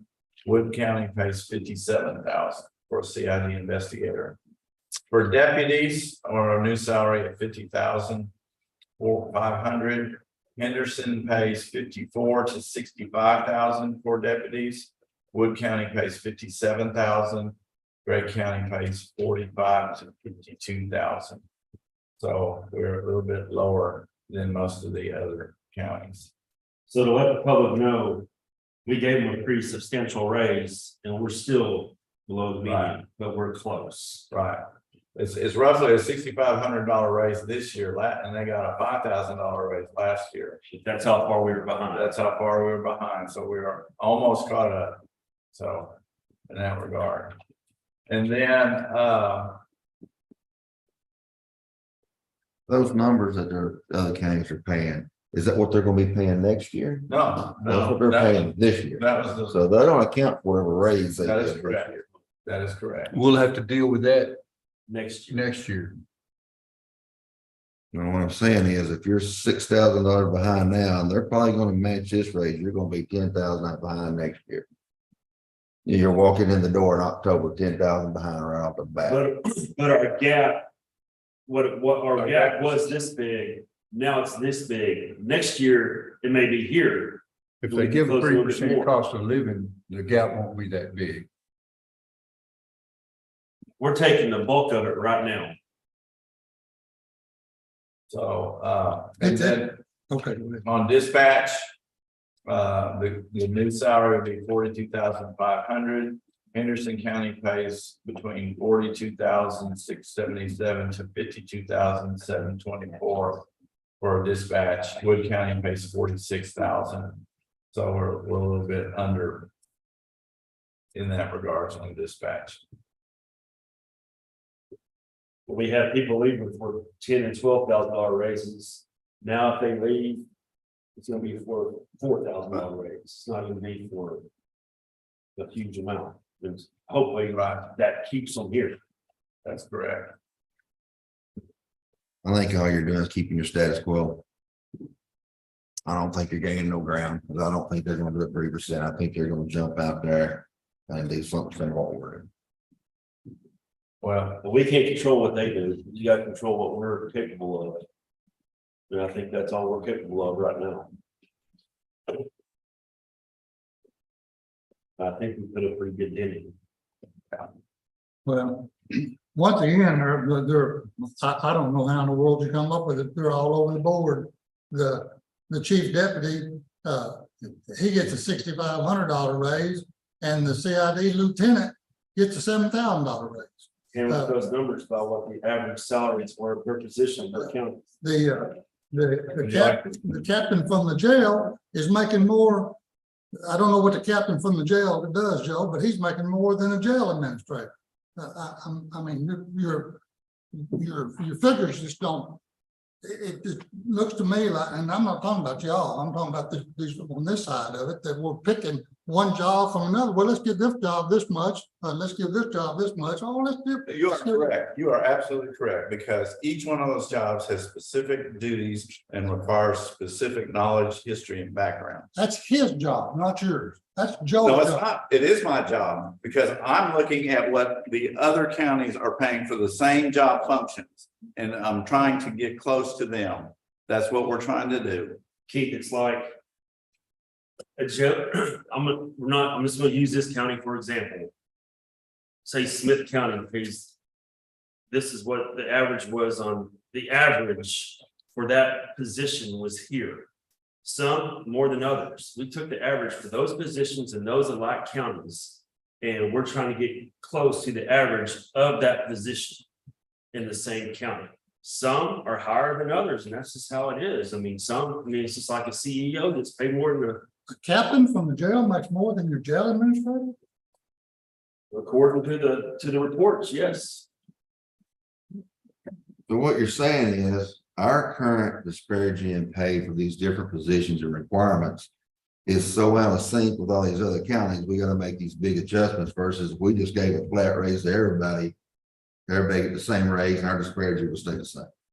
What we're trying to do, or what I was trying to do, I'll take it, is get every position alike with the same position in other counties of our size for this year, and that's going to give us a baseline. Then next year, we're not going to have to go through all of this because we already have the baseline there to start to work from. We're just trying to find something to work from this year. Next year, we'll have something to work with. We're just trying to get established right now. A salary structure is what we need to work on this year. Right. Yes. And then after we get the salary structure in place, then it's like Brandon says, we'll have something to work with. As far as a flat percentage. That's right. A flat amount. That's right. Because there's a lot of positions when we get to the operation side that needed to be corrected so that people doing the same jobs are getting paid the same amount. Yes. So we'll talk about that on the next one, but here, Are people doing the exact same job? It's not the same department, is it the same job? And then another concern I got is, and I appreciate all the work y'all done on this, but make sure you understand, I appreciate the work y'all done. I don't want to take no credit from that. But a lot of this stuff here, you go back to that, where we was off for 20 years at 3%. Some of these people are well exceeding the 3%, and some of the people are falling under it. When you're breaking up the way you are breaking it out and give more here and less there. And so you're breaking out and trying to set a pay structure, a salary structure, and you ain't even got everybody caught up with it be on pay yet. Well, the 3% over 20 years was just for information only. It was not what we were trying to strive for. But what we looked at is we compared it to what we had proposed, and it was very similar in all the cases. It didn't match in all of them, but it's very similar. And a lot of the cases, we were setting the salary rate based on what the other counties that were paid their particular positions that do the same job functions. I don't know any other way you can do it besides take each position from the alike counties, get the average salaries, try to get us up there with them, comparable with them, the alike counties, not Smith and Kaufman. And then I don't think there's any other way to do it. And then you just get then you got your baseline. And now we're gonna work off, we have something to work with next year. I mean, I don't think there's any other way that you could do it. If you do give a lump sum, you're gonna have the same old problem. Yes. Same old problem every year. So Judge, that next question, Yes. this salary, the Smith County, would that include any longevity? Well, the bigger counties put ranges. And I assume that includes longevity. I don't know if it includes auto in there too, because I didn't, they don't detail that out, but So our officers will continue to receive the certification. yes, That is not, that's not included in this.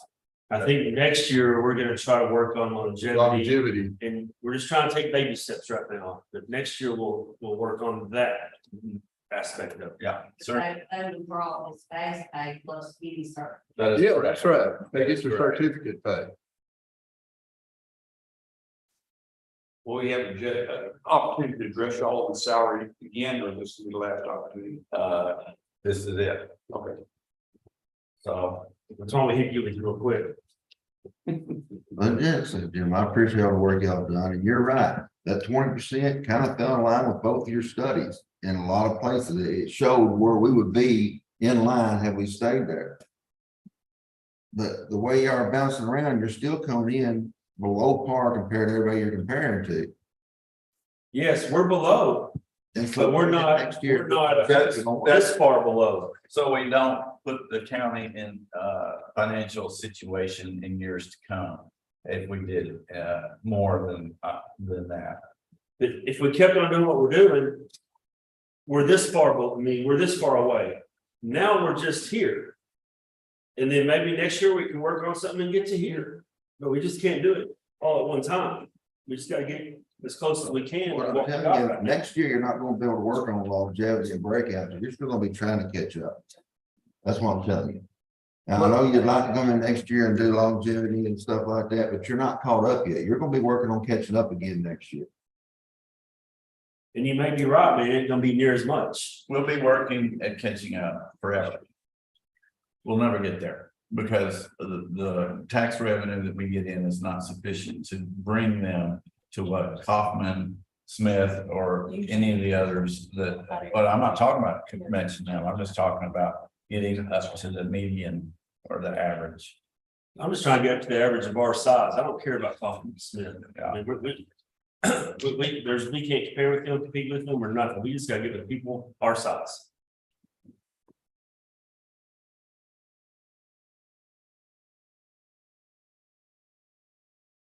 I agree. You ain't gonna beat Smith with all. No, we're not. We can just give that up. So, Joe. Yes, sir. You want to go ahead and address the court before we close it out? Yes, sir, I appreciate that. Thank you. Yeah, there's a couple things I'd like to address here. The first thing that looks at, I never come to y'all and ask for a pay raise. not one of my folks are getting paid that far below market price. And I understand what you're saying on the grant for the state. It was my choice, I distributed that money out across the board to those deputies. Your salary? Yes, sir. I disagree. I understand. I disagree. Yes, sir. I'm just talking to you. I'm trying to figure out a way to keep folks I've got, keep more enticed to come over there. And I appreciate what y'all doing, and I know it's limited, and this is a pretty decent pay raise we're looking at here. There's other things. I'll get the direct to you on Wednesday. So let me go past that. All right, before we go on, Yes, sir. we are proposing $11,723 increase to bring you to 74,000.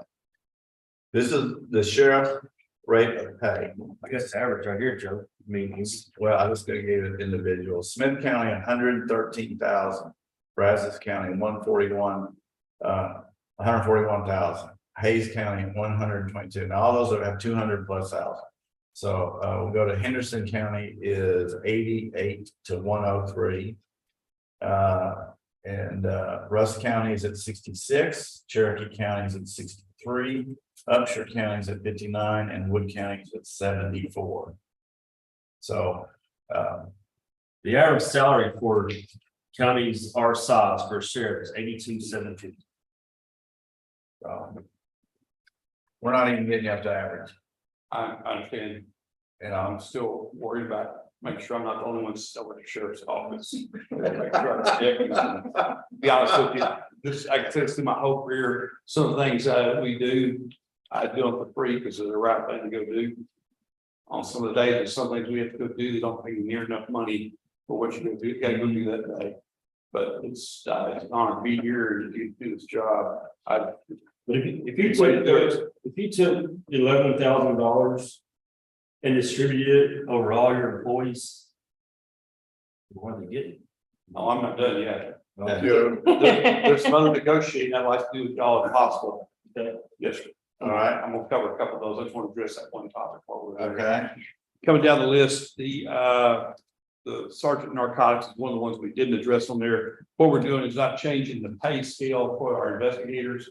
We're just removing them from a sergeant level to an investigator title. Okay, And the sergeant for the narcotics mark and K9, we have a narcotics sergeant. Is I would like to make things narcotics investigator pay be the same, but you'll see in the pay here, I think it's $500 a year less than what the CID investigators are. They both have similar job descriptions. And I would like to see if we're going to 54 on the CID investigators, I'd like to go 54 on the sergeant narcotics. Now, skipping on down, the next one, it says just the title on this says captain from jail. That's been on there for, I guess, 2 years now. It's just gonna be a captain position when we strike from jail and make it a little easier perfect. When we look at this in the future, it's gonna be a captain on, it's on the sheriff's side, just captain, not captain from jail. all right. All right, moving down the list. We're looking at the CID investigators. And just a quick question, going back up to jail. So is your jail administrator a captain, correct? He has a captain's rank, yes, sir. Okay. All right, And there's gonna be some money here, a position I'm looking at. I'd like to get him 60,000 at least, but I'll have some money. I'm not asking from y'all. There's some money we can move from some other spots. So. The jail administrator, Yes, sir. you want him at 60,000. Yes, sir. Another 500, just round it out to 60. No, I got one. I'm gonna cover a couple of things here. We can make a, You say he is a captain, the jail administrator? Is the he's captain? got a title of captain, but. Melody's also a captain. Melody's a peace officer. Captain Stucker is jail administrator. He's certified jailer and jail administrator. Their positions are pretty similar. But He's got a lot. why shouldn't he be 61? Base pay, and then she gets her, what you. I didn't notice that, yes, sir. And I've got some money here I'm gonna discuss that we could probably do that with, without having y'all digging to other places for it, okay? all right. Yes, sir, I think that'd be fair. He has a lot of responsibilities back there. A lot. Okay, drop down the list, the CID investigators, titles changed and they're at 54. Looking on down, Sergeant Patrol 54, so Sergeant Patrol and Sergeant CID is gonna make the same salary, which is agreeable. The civil deputy. That civil deputy handles the civil processes we do. It's kind of a specialty field in its own in law enforcement. There's some basic knowledge he has to have to do that job. But I'd have to go look it up or go call the DA's office and try to call another county to figure out what it is. His pay, he says, I think that's listed as less than what even the deputies made. But the reason that his in the past was a higher salary than what the deputies are making is because he's been there for 16 years. So his was always a little bit more because of his raises that he's gotten over the years with the percentage. so that'd be the one I like to address. I'm gonna get down here where the So let me ask you this, what are you saying he should make, 50,000? The civil deputy, And we were trying not to, we're trying to just look at the position and not the individual in the position.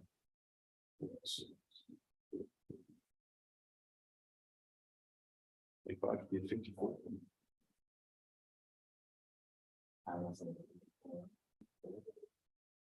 he's proposed to make 48,000 now. Yes, sir. Previously, he was making 46,291, and the deputy was making 43,958. So he was making he's making a little over $2,000 a year more money than the deputy was, regular street deputy. Yeah, and he didn't, the increase was only $1,700 to. So now he'd be making less than a street deputy, and like I said, it's a specialty field. He's a dedicated employee, he's a tenured employee, and Do you think we should take him to 52?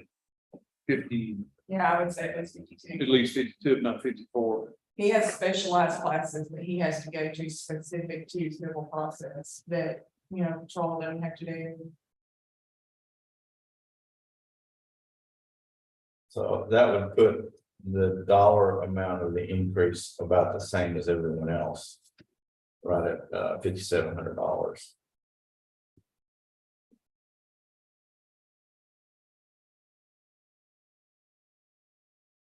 Okay, The deputies, we got 5,500.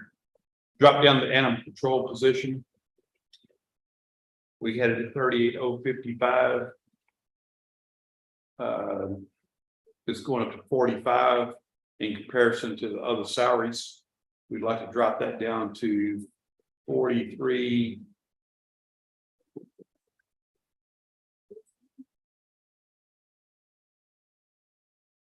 Six. 43,680. where are we at? I'm sorry. Animal control. Animal control. A 40-hour week position. It's at 45. It's a little bit higher than some of the other positions. We'd like to drop that back to 43,638. 680. 43,680. All right, Okay. The case coordinator, criminal case coordinator, just below that is 45, and you want to drop it to They were making the same. 41,600. 41,600. I can drop it below this. 41,600. 41,600. Yeah.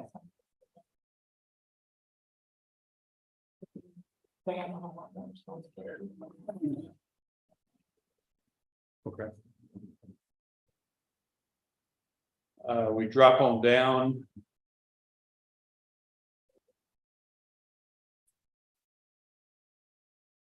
We have two part-time clerks, I see for one. The other one's on the jail side.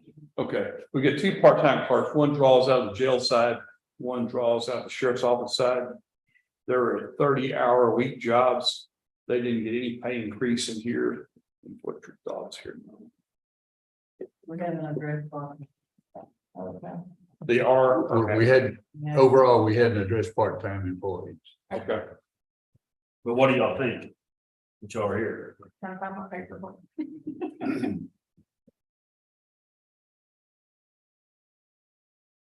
I put on the 29 on that. The proposal that we have is for 29, 190, 12. It was a $4,952.48 increase. 29 what? 29, 190 and 12 cents. We're not doing anything. Payment 29, 29. 190. Yeah. Hey, I'm good with that. So what, you have that equated to $1 an hour, Well, with my 12 cents, I had it at 1871. So it's 1870.99998. I think I did the same one the other one. $18 an hour. About 71 cents. 1970. right now, part-time, is like 13.76. All part-time. Okay, and here's where I'm gonna see what we can do on this. This goes back over to the jail side because it's a deputy, but it's a transport deputy. We have a position over there for a part-time transport deputy under the jail that we haven't filled. In the time I've been there, we haven't had a part-time. We've had one transport, we've been down to one transport deputy, now we're to. They're able to keep up, they stay busy. To eliminate this transport deputy job, there's $32,000 designated salary there. And like to take that salary there on the places we need to fill in. And whatever's left over, then I'd like to drop that back over into the deputy and sergeant or deputy and sergeant CID positions.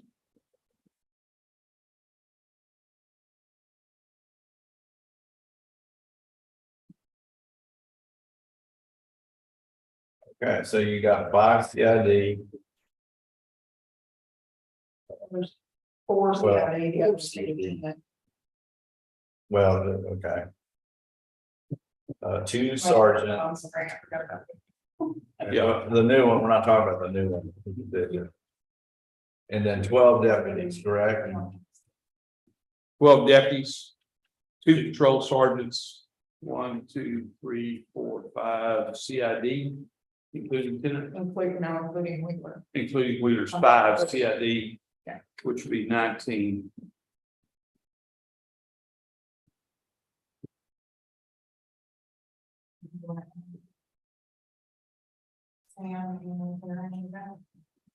Is the difference. Yes. That's right, that's not taking account. Sort of 21. Yes. And what about the courthouse deputies? Start doing that.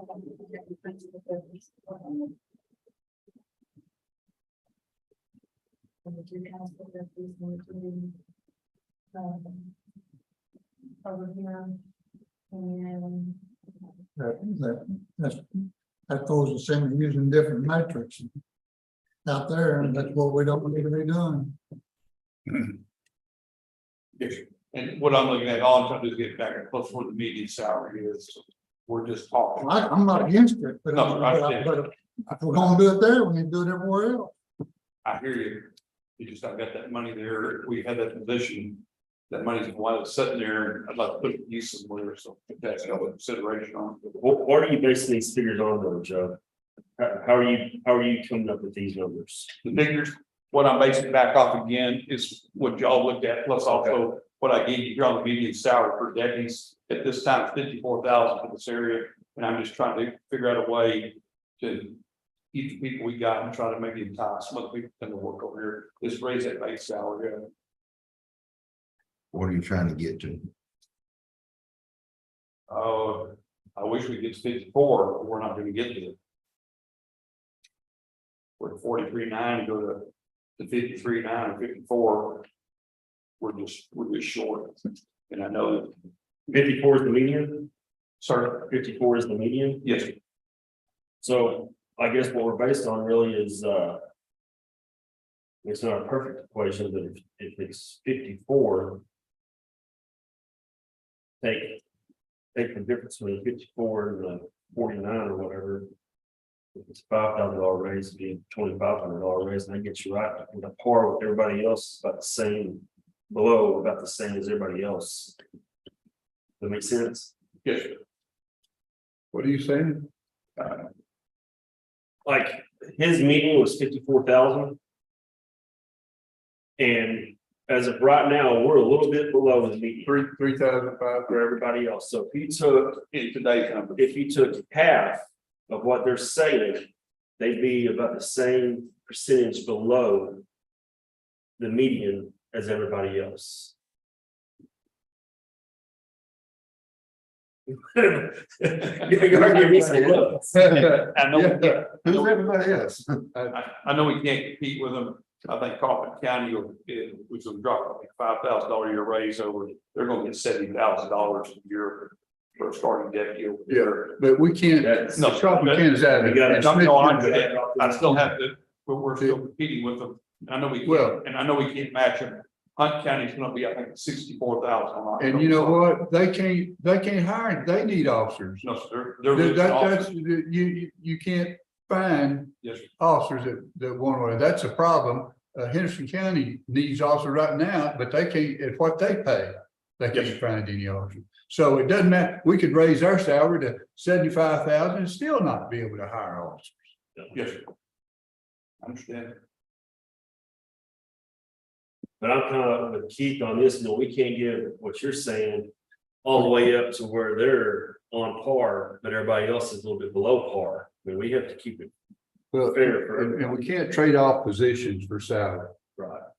I mean, I'm not saying we can't do it, we need to do Yeah, it for everybody. I Yeah, just, but you gotta think go if we've fair. got a position there, we can't feel, we have people who might want to take a full-time position, they don't want to take a part-time position, even a full-time job. The money's sitting there, we haven't hired all year, if it's possible, I'd like to pull that money back over in the base salary for somebody. They approved this, you're how much time or. Yes, ma'am, that's why I was wondering if we have another swing at this, after today. This is like your civil deputy. You asked for 52.5, we gave you 48. You know, you settle on 50,500. How come y'all set his that much lower when he was making more than the deputies before? Why don't we flip it and throw him way below? yeah, I think that is somehow. I mean, why is it y'all's numbers come out flipping it that way? I don't know. Is that comparison to other counties? Is that based on everything else y'all done? Is that what? Civil deputies in other counties that. Well, I don't know if they have a title of civil deputy in any other county, so. Then we need to rectify this. Okay, well, let me go back. If you take what the sheriff and the captain have requested, and that is the jail administrator increased by 500. The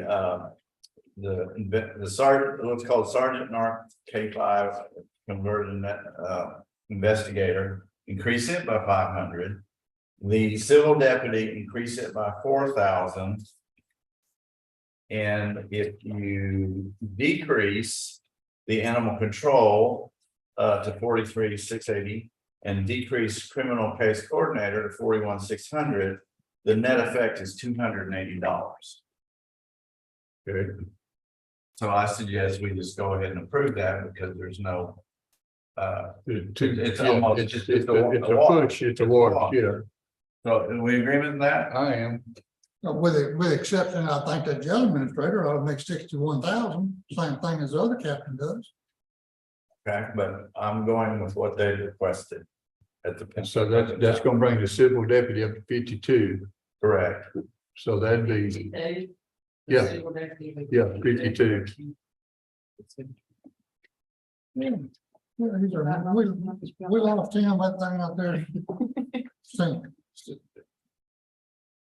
Isn't that right? And you got that calculated in there.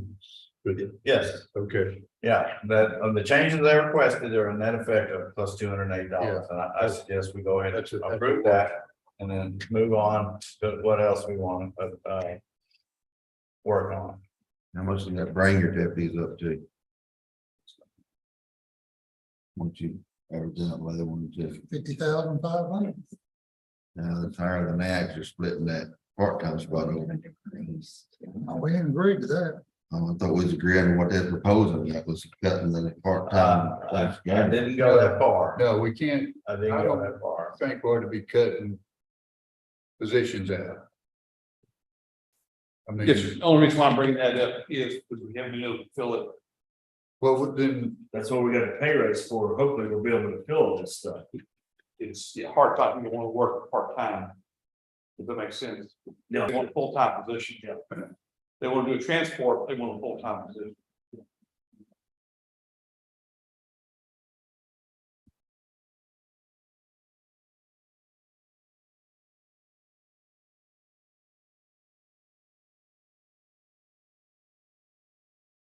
So we're not going to eliminate the part-time transport deputy to use that money for others, so we just leave it in the budget. Correct? With the hopes that we can hire somebody or us comes along. And I guess the other, Well, I'm not saying that it has to stay in the budget, but if you're gonna, then he's wanting to take it and use that money to raise all these salaries, then you're changing the metrics on everybody. Then we got to change the metrics on everybody else. everybody else is gonna wanna do away with their part-time person or Well, full-time person or what, we went through with that, we went already. We've had, we went through this changing positions and increasing. No, sir, I understand. Yeah. All I'm trying to do is figure out a way to I get more money understand, but in those officers' pockets.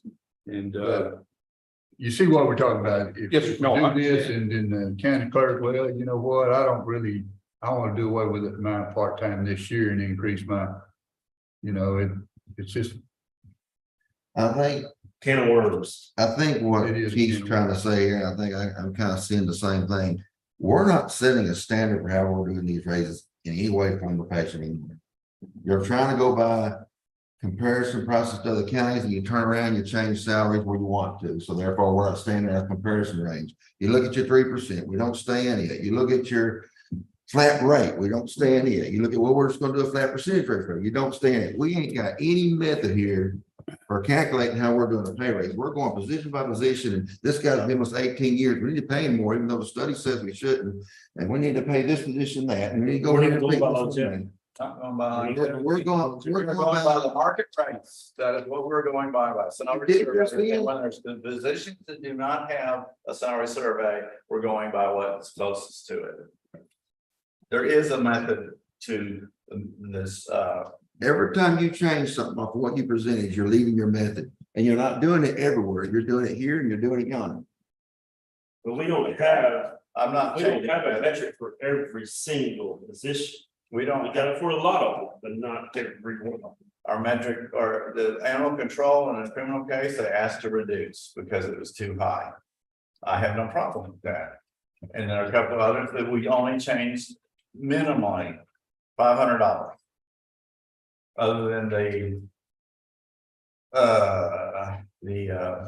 civil deputy. And again, that was because we don't have a comparison job title of civil deputy to compare to. There is a method. So we're saying that nobody else has animal control, nobody else has a civil deputy, and we just didn't look at those, and this sheet here is just the number we plugged in when we're done. We use the existing salary. And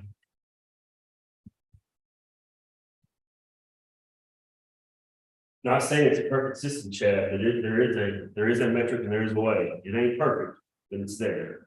It's the best that. It's pretty daggone close. what else we got? any other considerations or changes to the county jail or the sheriff's department? Yeah, when I'm looking, I believe that covers it. Again, what I was asking for, I'm looking at market value, what the difference going forward, that money's sitting there, that's why I said. All right, Before we leave out here, let me ask you this. Communications person. Is it leaving your department and becoming a separate person, or is it gonna stay at the lieutenant stuff like it is right now? it's its own department. It's not under the sheriff, it'll be residing at the sheriff, but it doesn't, it has its own department. Who's in charge of it? I'm talking about the personnel, the person. Is the person going with that budget that's allotted, or is that person staying under the sheriff and working as payroll under the sheriff's office? He is budgeted in his, So IT, and No, No. We got a in separate the guy. communication department. who's over the communication? Yeah, who's over? It reports to the commissioner court was the last I heard. Well, I don't know. But the person we're choosing to run it is someone that's a well-established, experienced with multiple certifications, peace officer, because they need that knowledge and background. Why would you even want to Organize it. create another department? You break the payroll out, you break the budget out, operational, but not the payroll, but operational budget.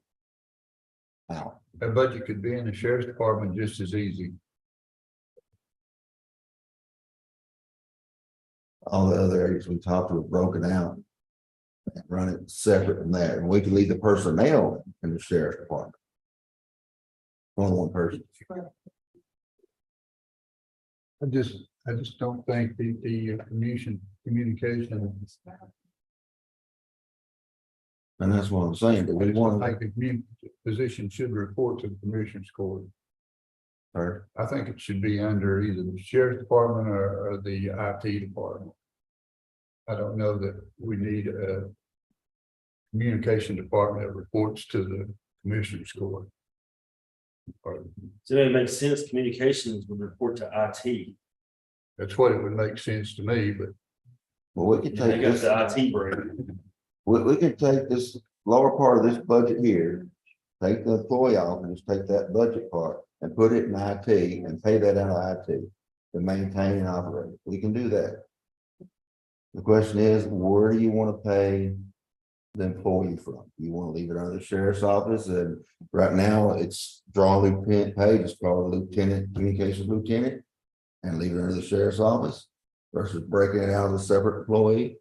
And then it'd be easy to carry the certifications and the law enforcement certifications they have. If you're moving the expense items to IT, why wouldn't you move the person there too? For that department. well, he won't be getting certification pay. That's not part of his job. well, he would. He's not a police officer. He's not if he going to be could. pulling people over. He's not. Yeah, but he still has if he has a master's peace officer certificate. But it has to be part of the job. Yeah, it has to be part Well, of the job. that's just it. It is part of the job. It's that knowledge and experience and training in police officer. It gives him the knowledge to know what we need to do with the radio system and the dispatch to make it work for the first responder. So you're saying a peace officer certification is gonna train you on how to work in the radios? It trains you on how to set up your communication system to where it operates efficiently for your responders. You wouldn't want an IT guy trying to go in there and set the radio system and talk groups up without any knowledge of how law enforcement works. And part of the job is work as liaison between us and the other agencies we service. All the police departments, all the fire department, all the medical things we service here, that those credentials. And he's also over the CAD system. You don't want an IT guy that knows nothing about how law enforcement works. Setting your CAD up and telling your law enforcement guys, here's what you need when they don't even know. So you don't want anything to do over dispatch or anything. With dispatch, Communication, you don't want anything to do with that. I don't follow you. He's As far as this position. as far as the position. Okay, In other words, if you got a problem with dispatch, you're going to have to go to the communication guy and say, well, okay, we've had this problem. Can you fix it? they hold a TCO license to hold their, to operate in the position they're in. So at some point, I'm sure I'll pick up some dialogue. Well, And that's another exactly. thing this administrator does. He's over dispatch too. So that's why we're staying in the sheriff's office. And that's why is If it's law state- enforcement State condition. sheriff's office, we would have that. The line items are broke out separate out of the sheriff's budgets and tracked separately. The office supplies. You could actually take fuel and lubricants or mileage off if he stays in the sheriff's office. He'd work under their stuff on that. The auto maintenance come out, you just need the radio line items, so radio repeater repair, equipment, tire rental, things like that. And that's why the current position we created, we called it the captain, but it says that lieutenant pay. We just re-described it and retitled it. And that brings you back to your payroll question on what's that guy gonna get paid. We originally set it up paying lieutenant pay at the sheriff's office. And so I continue paying it at lieutenant pay at the new pay rate where lieutenant's made on the new scale. Whether you move it over here or you leave it over there.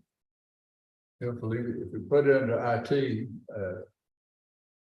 which that's probably where it should be. I would prefer to keep it separated out so we can track what the radio system is costing us.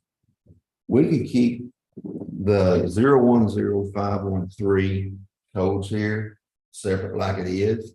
And just have IT oversee that bottom part of it, do a regular payroll part. And just let the sheriff assign a lieutenant communications lieutenant to it, and he can oversee dispatch and the radio system. And so we'll still have the 01-513 codes to track the radio system on. We can figure that out, fellas. We got 35 minutes to figure out what the elected official salaries are gonna be, or we ain't gonna be able to set them next Wednesday. In that case, we need to switch over and just start. That sounds more reasonable to me. That way it would be under IT instead of separate department. Yeah. You know, It'll be under IT, but it'll be 01-513 track. Payroll will stay in the sheriff's office, and we can make it a lieutenant communications lieutenant. yeah, Make a lieutenant communications, answers directly to the sheriff, and oversees dispatch. that sounds more reasonable to me. Good. I'm fine with that. All right. We got 20 minutes to argue. Let's get back to the salaries. All right, are we done with the sheriff and the jail? Are you done, Sheriff? Yes, no, we cover everything you want to do. I think so. So, All right. I suggest we move to road and bridge. I think if we're gonna set elected official salaries today, we need to go straight to elected official salaries. Okay, we got it. You got 20 minutes. Does anybody have any disagreement with what the elected official salary should be? based on the Based on the numbers on the report. numbers on the report. Thank you. Thank I know you. it's a lot of work. Thank you, guys. We really Thank you. All right. For those listening live, I will go through each elected official, the proposed salary, the increase. For county judge, proposed salary is $65,900, an increase of $5,620, around about $4. For county clerk, the proposed salary is $60,750, an increase of $6,319 or $320. For the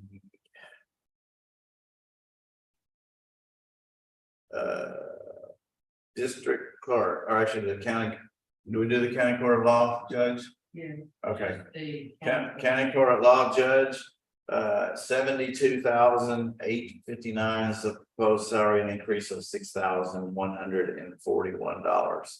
The district clerk is $60,750. That is an increase of $6,320. For the justice of the JP1 and all the JPs, the new salary is proposed is $53,500. Increase of $6,300. That's for JP 1, 2, 3, 4. Let's see. Moving on, Sandy, you make sure I don't miss anybody for the, sorry? Okay, well, okay, for the county treasurer, the salary is, proposed salary is $60,750 with a proposed increase of $6,321. For the tax assessor collector, the proposed salary is $60,750 for an increase of $6,320. For constables, 1 through 4, the proposed salary is $50,000, which is an increase of $5,572. And that includes a certificate. That does not include certificate pay. That is an addition to this amount here. That's the only one I got a question about. Yeah, we got- Let's get through. Let's get all, is that all of them? Now we got sheriff and commissioner. Okay, that's not on this one. So the sheriff, we went, we just did 74,000, and that was an increase of 11,000 and change. Don't have, I'll go back to it. Yeah, I think it was 74. Oh, I think I'm gonna read. Yeah, hold on. So 11,723. And then for the commissioners, next sheet, 62.5. the proposed salary is 62.5, and what is that increase? 8,000 and what? $71. Are there any other positions that I missed of elected officials? Those are the ones that you're going to need to report. Well, I've got a question on the constable. Okay, The way I did it is having them make around 50, 51. That's with certificate pay. I had it at 46.5 plus certificate pay. okay, But that certificate pay, if they get a master's, is 4,000. So if they have a master's, which 3 of them do, Tommy's the only one that does it. They would be making 50,500. okay. But 46.5 plus certificate is what. 46,000 is in line with what. It's in line. The median salary for a constable is 48.5. And I'm saying 46.5 plus certificate pay. Okay, That will take, if they have a master's, that will take them 50,500. so the base salary should be what? 46.5 is what I think. 46.5. Is everyone in agreement with that? I think it's more than fair. All right, so we will change the constable pay from this to 46.5, and then certificate pay will move them over 50, right? If you get a master's, yes. Right. Probably too low, but Think it's too low? That was right there with the. These. You're paying them less than your. but if you stay with your metrics, Yeah. we have to, if you stay with the metrics, you use That's the them. metrics. Okay. Well, then you need to go back and adjust a lot of other metrics and you just got done changing in the sheriff's office. You can That's what never, I'm you telling can you. never pay elected officials what other officials make. We don't make it, Mr. Sheriff. Some of the sheriffs, some of the IT people make more money than we do. You can't That's fair. compare that. You got to pair elected officials with elected officials throughout the state. You also gotta look what you've always been doing with them too. And you're dropping them way below deputy pay now. Even with their certificate pay. The deputies are You gonna can't, be at 52.50 and then get certificate pay on top of it. you find someplace in the state where They've always people been- make the same as. And those deputies were off metrics. Yeah, You can't find any place in the state where a constable makes the same thing as any deputy.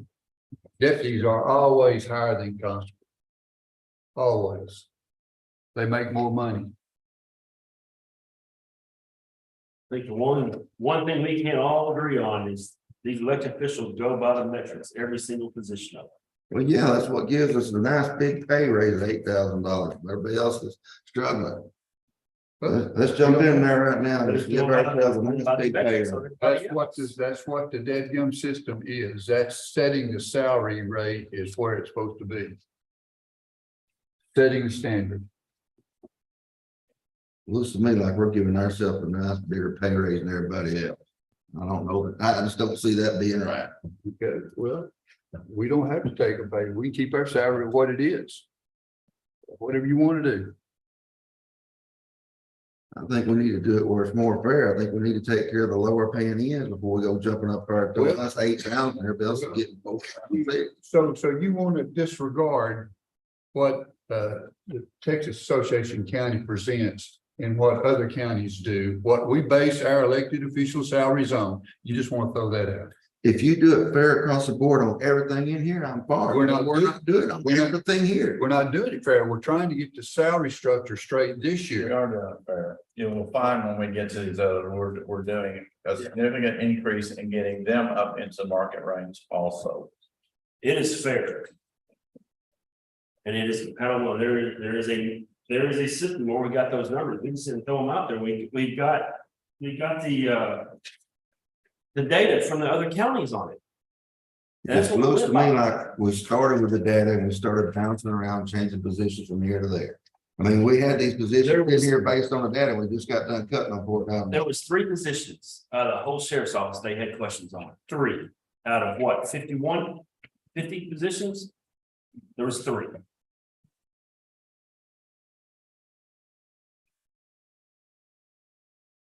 I think they even agreed that we was on the low end, not even meeting the lower end of the threshold. And we're on the low end of elected officials too. Still, We'll still be at the bottom. You're still going to be at the bottom. we're the low end across the board. But we're better than we were.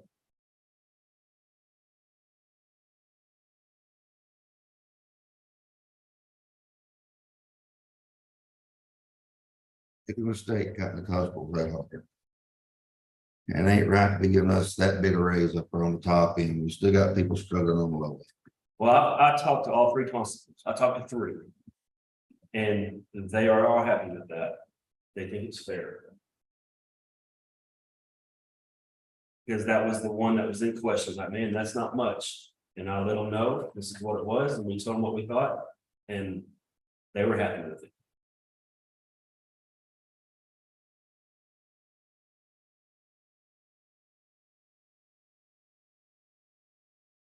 And I think that's all you can do. I think Judge Martin summed up pretty good this morning. He said, y'all been real good these past few years and working hard this year on coming up on one method of everybody's pay raises being fair. And I think we need to try to stick with what he was saying. But right now. And we have, that's exactly what we've got. I'm not seeing it. I'm not seeing it. I'm not seeing it. I'm just telling you, I'm not seeing it. How are you not seeing it, Chad? Because we're not holding to a pattern. Every time we go look at a position, we change it. We've looked, there was 3 positions on the sheriff that we had questions. We didn't finalize anything on it. But everything else was in line with our metrics, the way we did it. We're talking about elected official salaries now, not anything. Well, the elected official salaries, that's the easy one. That's the easy one, right by the schedule, right by the state schedule.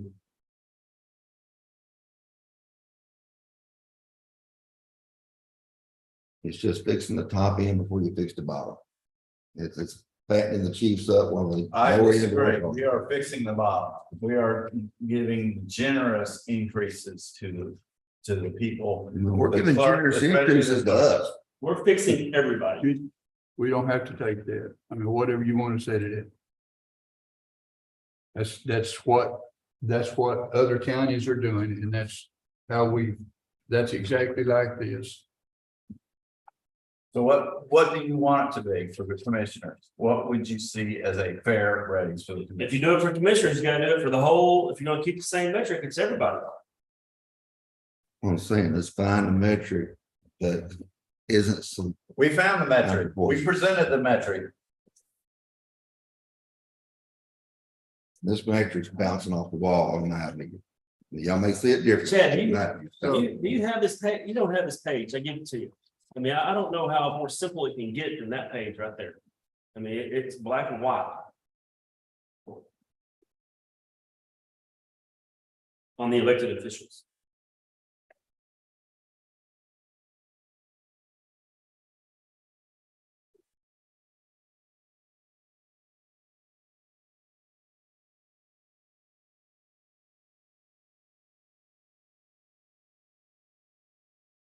Y'all have that? Have y'all seen this? I see it. I think the salary study for elected officials is right.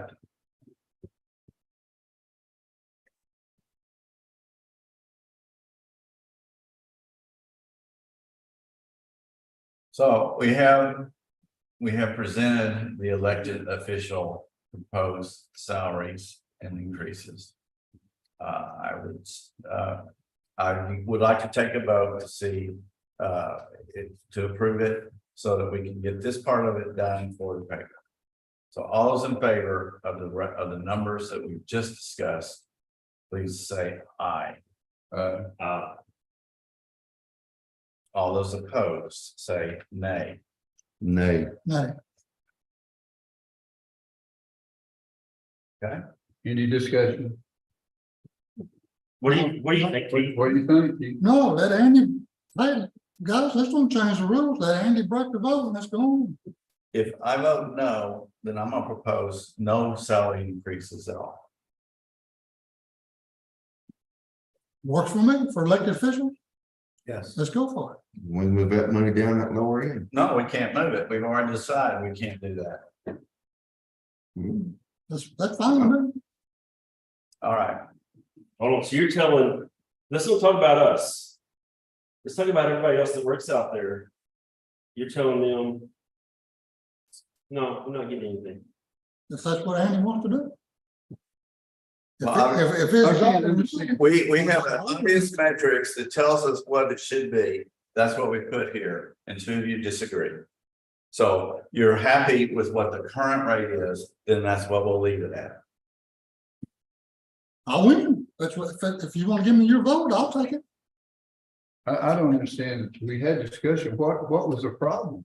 I just don't think that we're Van Zandt County has always traditionally give all those officials the same amount of money, the countywide officials and the commissioners, and we're changing it. So you don't want to create a firm salary structure so we can go forward next year.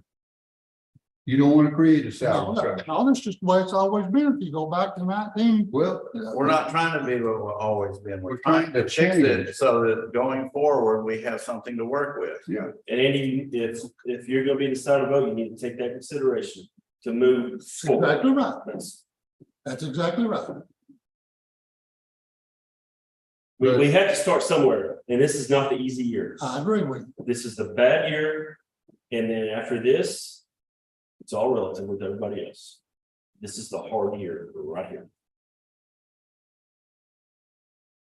but you know, if you want to decrease your salary, that's fine. Any commissioner can decrease their salary if you don't think it's right. I mean, Or not accept the pay rate. or not accept a pay raise. That's right. You can do that. All right, I'm gonna vote for it. So we will move on. Right.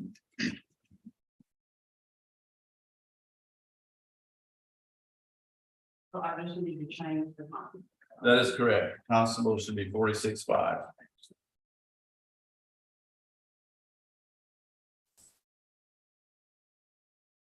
All right, Road and Bridge.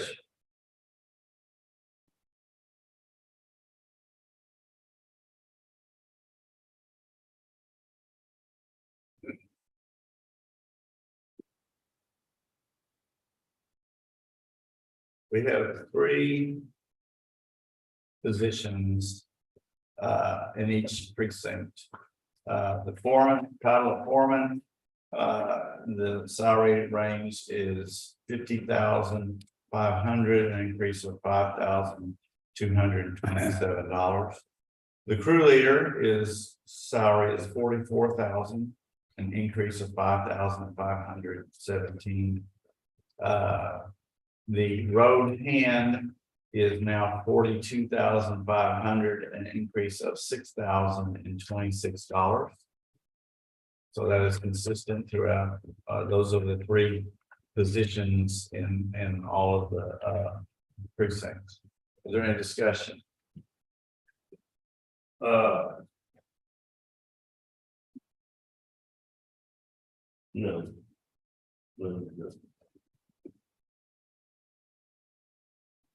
Are we all good with these? So you're playing crew leader 1 and crew leader 2 the same. Yes, yes, I did. All right, that's the way I did. Do we need to change it? Do we need to lower crew leader too? I think so. If you're gonna have it, I think if you're gonna have that position, you're gonna have to lower it. Yeah. It was only $260 some odd dollars difference between. You probably need to lower it to 200. Okay. Lower 200. So crew leader 2 will now be 43,800. Crew leader 3. You mean two? Crew leader 2, I'm sorry, 43,800. Well, I think they'll stay the same, Virgil. I mean, you don't have to pay them that. That's up to you. You can budget, you can budget for whatever you want to, Yes, but I agree. But the reason why is I split my crews up. yeah, I got my foreman, and then the crew lead takes this crew and goes over here. Another crew lead takes this crew and goes over here. They're doing the same job. It's not that I've got a 1 and 2 crew lead like position. right. I have 2 crew leads. Like I have 6 road workers. Right. I don't have road worker 1, 2, 3, and 4, 5, 6. You see what I mean? I see what you mean. That's fine. You can do that, but if you're gonna do a 1 and 2, you know. Yeah, I agree. that's a The 1 and 2, responsibility. the 1 and 2 should come off. It Yeah. should just say crew lead. Crew leader. Crew lead. Yeah. But if you've got a point, you can budget at 44 and not pay them. Yeah, That's that's right. right. That's what I'm saying, but we can't have crew leader 1 and crew leader 2. Just take Okay. the 1 and 2 off. You just have All 2 right. crew leaders. We just need to change the script. That's Thank an easy fix. Thank you. You go by the metrics there. Yes, sir. All Your right. metric. Is there, so no changes to it? So I'm good let's- with it. Okay, is there any other considerations or changes or suggestions? I'm good. Are you good with it, Chad? Yes, sir. Thank you. All right, now we can go to the.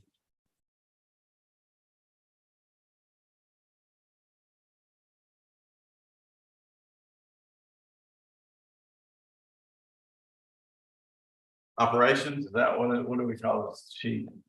Andy? I don't have it up. General fund. Okay. All right, I'd like to, I'm gonna kind of jump around because I wanna, part of the changing the metrics is to have like positions making the same pay. So we've already talked about county judge, so I'll go down. So court coordinator, okay, new salary is $45,353, which is an increase of $4,644. Okay, that's for the county judge court coordinator. There is a court coordinator.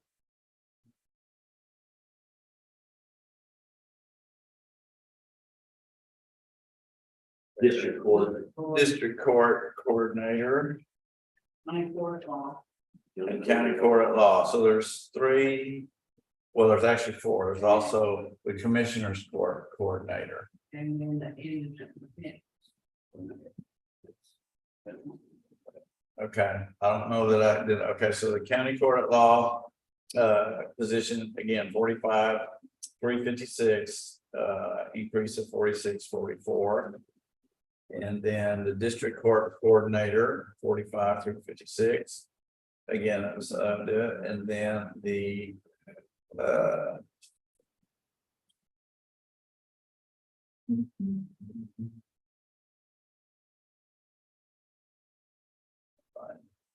565. Okay. And- Commissioner Court Coordinator is, I got that, 55, 356, increase of, 4,644. And then indigent defense is, 45,356.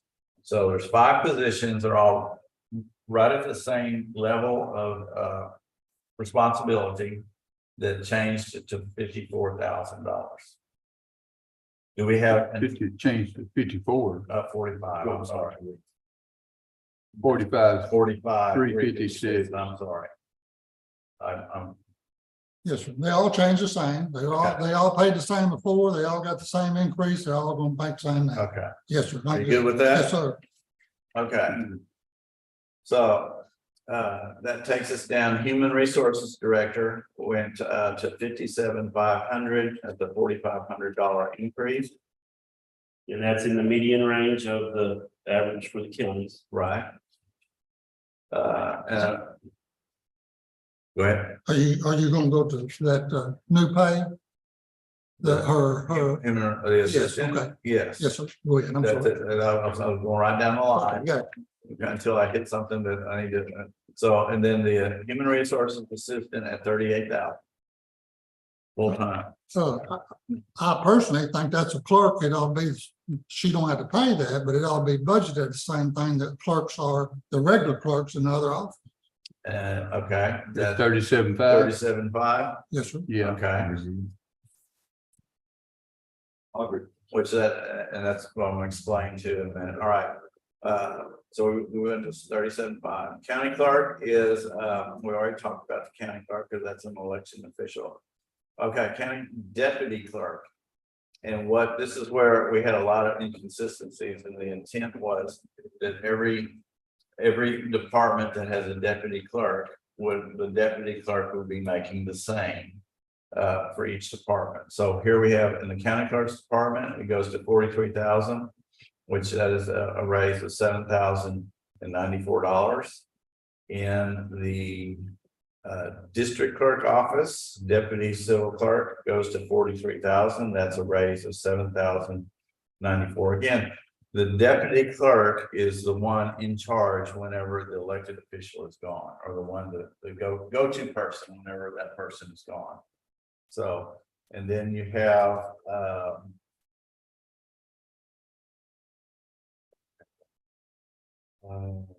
treasurer department, the deputy clerk, 43,000, increase of 7,094. Tax collector.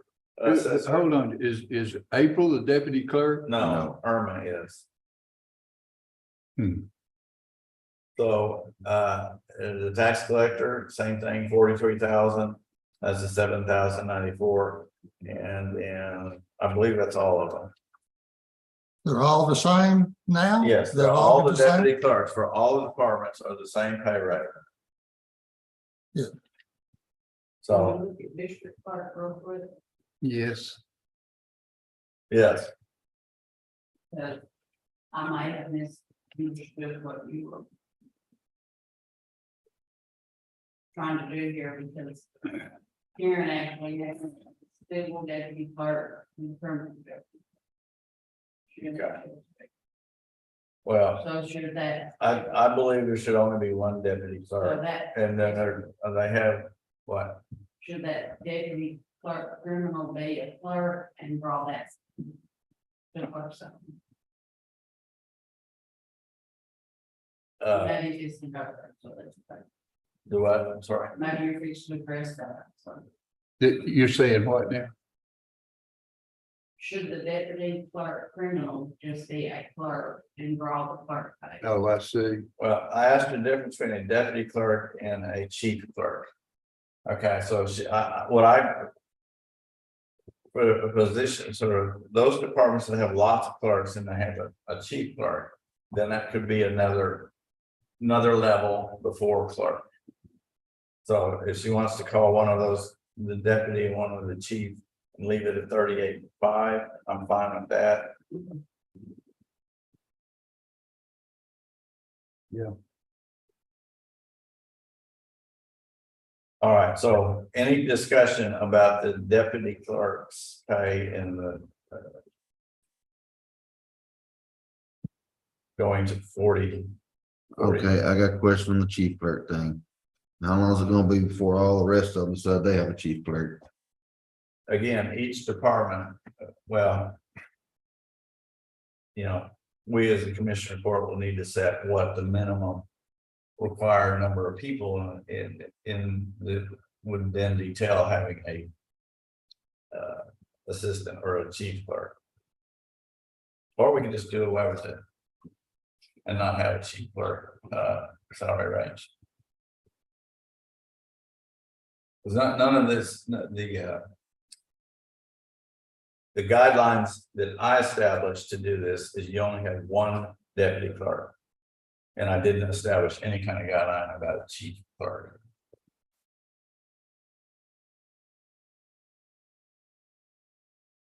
So to be honest, or to be consistent, Chad, then we should not have a chief clerk pay raise, but everybody else should have a clerk pay. Is that what you would like us to do for this, or do you would like us to establish a chief clerk pay raise? I'm just asking the question. I'm That's not fine. offering an answer. I'm just trying to see if there's gonna be a problem down the road. Deputy clerk, that's what you're talking about, deputy clerk's criminal. No, where you're in DA, what are you in? District clerk, Yeah, okay. Right.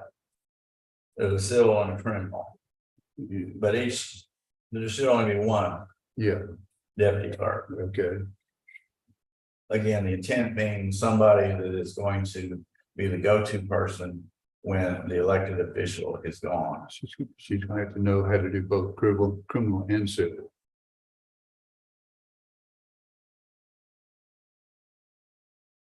She's gotta be cross-trained.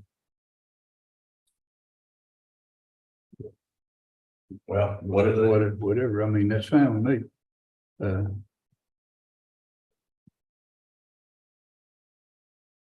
Do they do the same job except one's civil and one's in criminal? That Evidently not.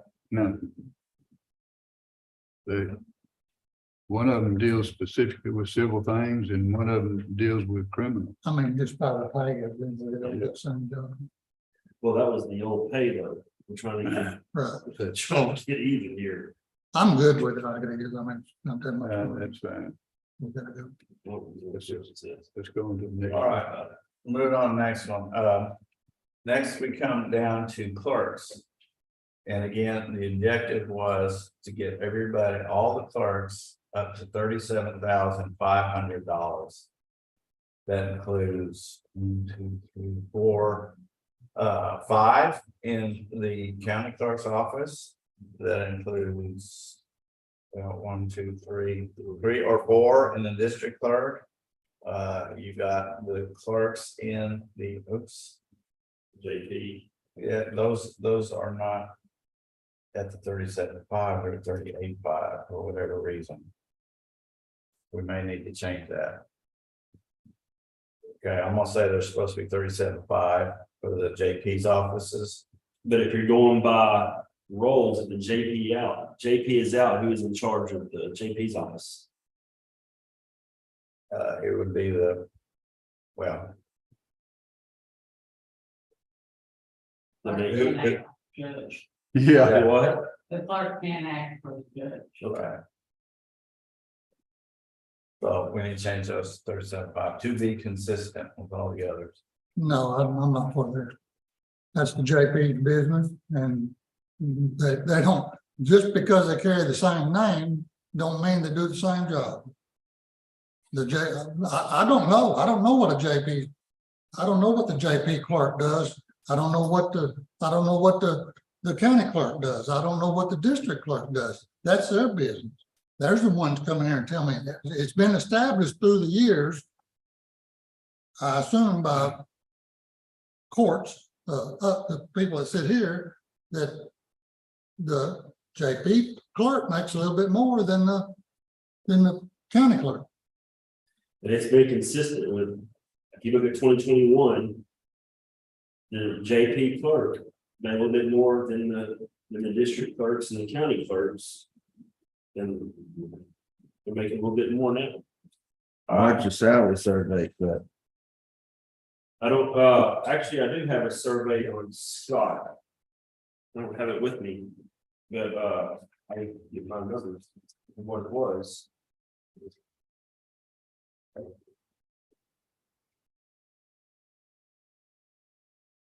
I proposed it at 38,000.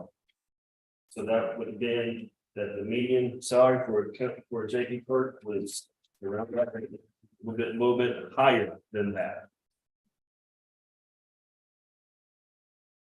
And Andy got his number, but he had 39, I had 38. That's how you came up with that number. I say leave it at 38.5. And that's. What, leave it 38, who you gonna leave at 38.5? The JP clerks, And the county treasurer clerk? all the other clerks at 37.5. That goes back to That's- those metrics. That's staying on your, that's staying on your plan You here. gotta go with those metrics. So So there's 3 in,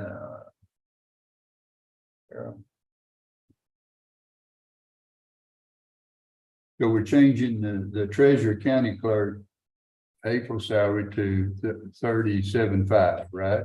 well, it shows 38.5. That's what I'm saying. Are you gonna change it to 37.5 or? What does it show On who? on the county County treasurer? treasurer.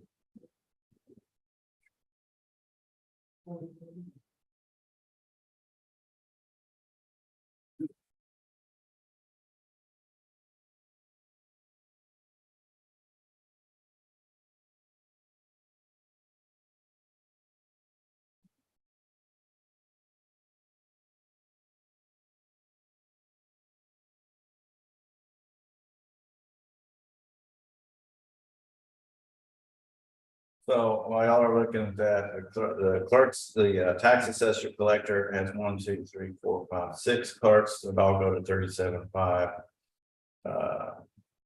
And the DPS clerk. Not quite 37.5, if you can change that. And the You gonna change her to 37.5? yes, Okay. all the clerks Yeah, need to all right. be, and the extension service clerks need to be 37.5. If you're gonna, to me, April salary at 38.5, you ought to leave it there and you ought to say that payroll clerk. All right, Or do you call that payroll clerk or something, because and then the fire marshal has clerk at 37.5. 1, 2, 3, 6.